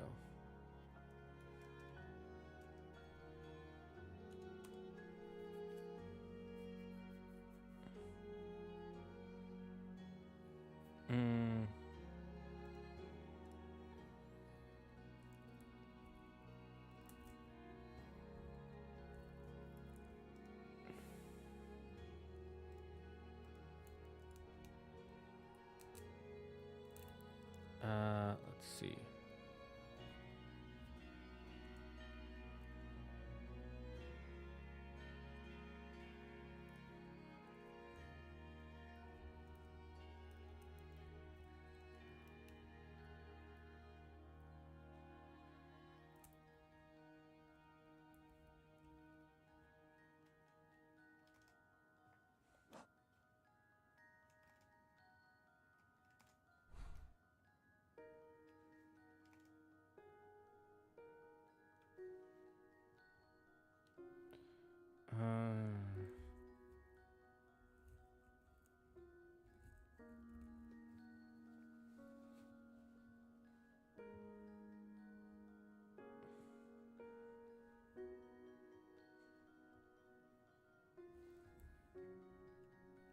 Okay, where's the second one?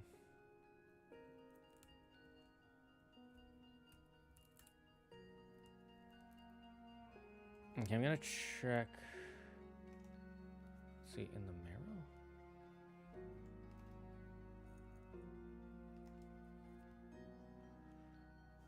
It says deep docks.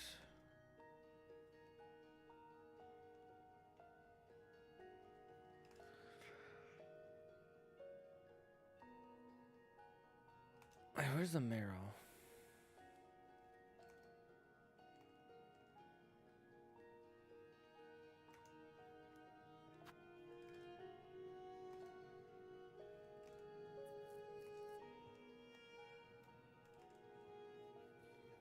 Okay, so I'm gonna go to the deep docks and use this simple key.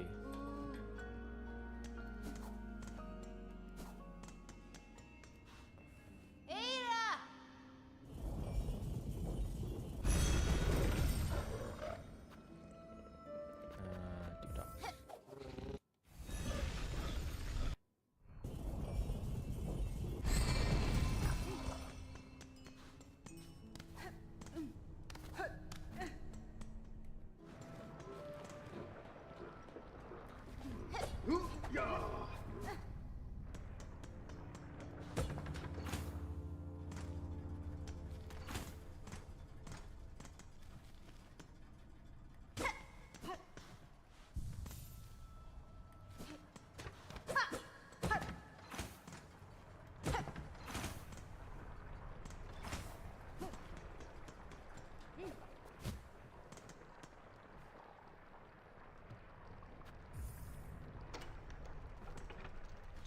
Let's go! We've unlocked the door. Belbeast is such a good boy. He needs pets and treats.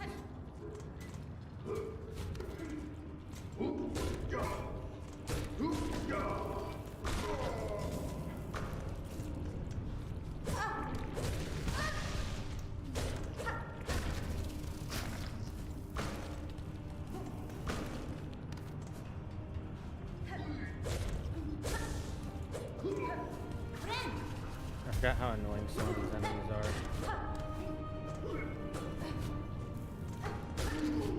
No, my money. My money.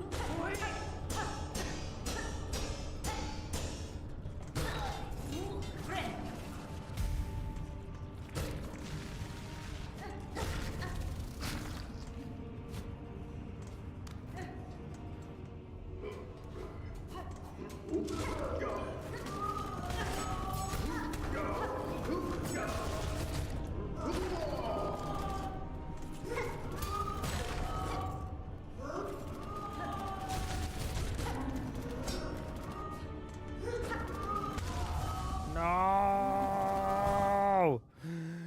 No! Oh well. At least we found a new area. Getting hungry, chat. Probably gonna make dinner soon.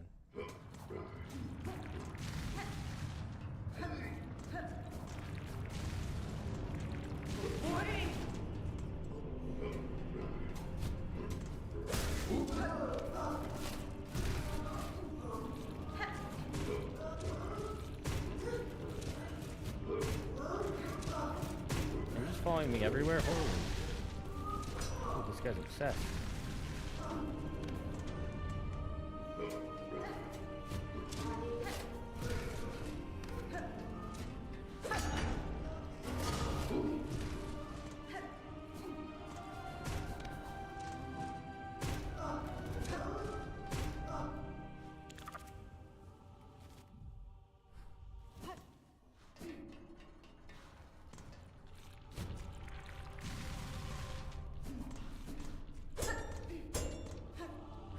I swear we're gonna be able to hook onto those.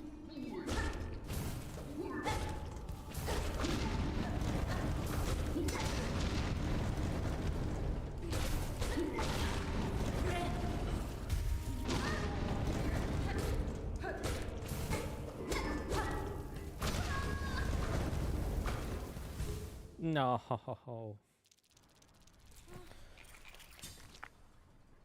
Alright, yeah, I think I just have to... I might have to just stop here, guys, because my brain is fried and I have, like, no energy. But this...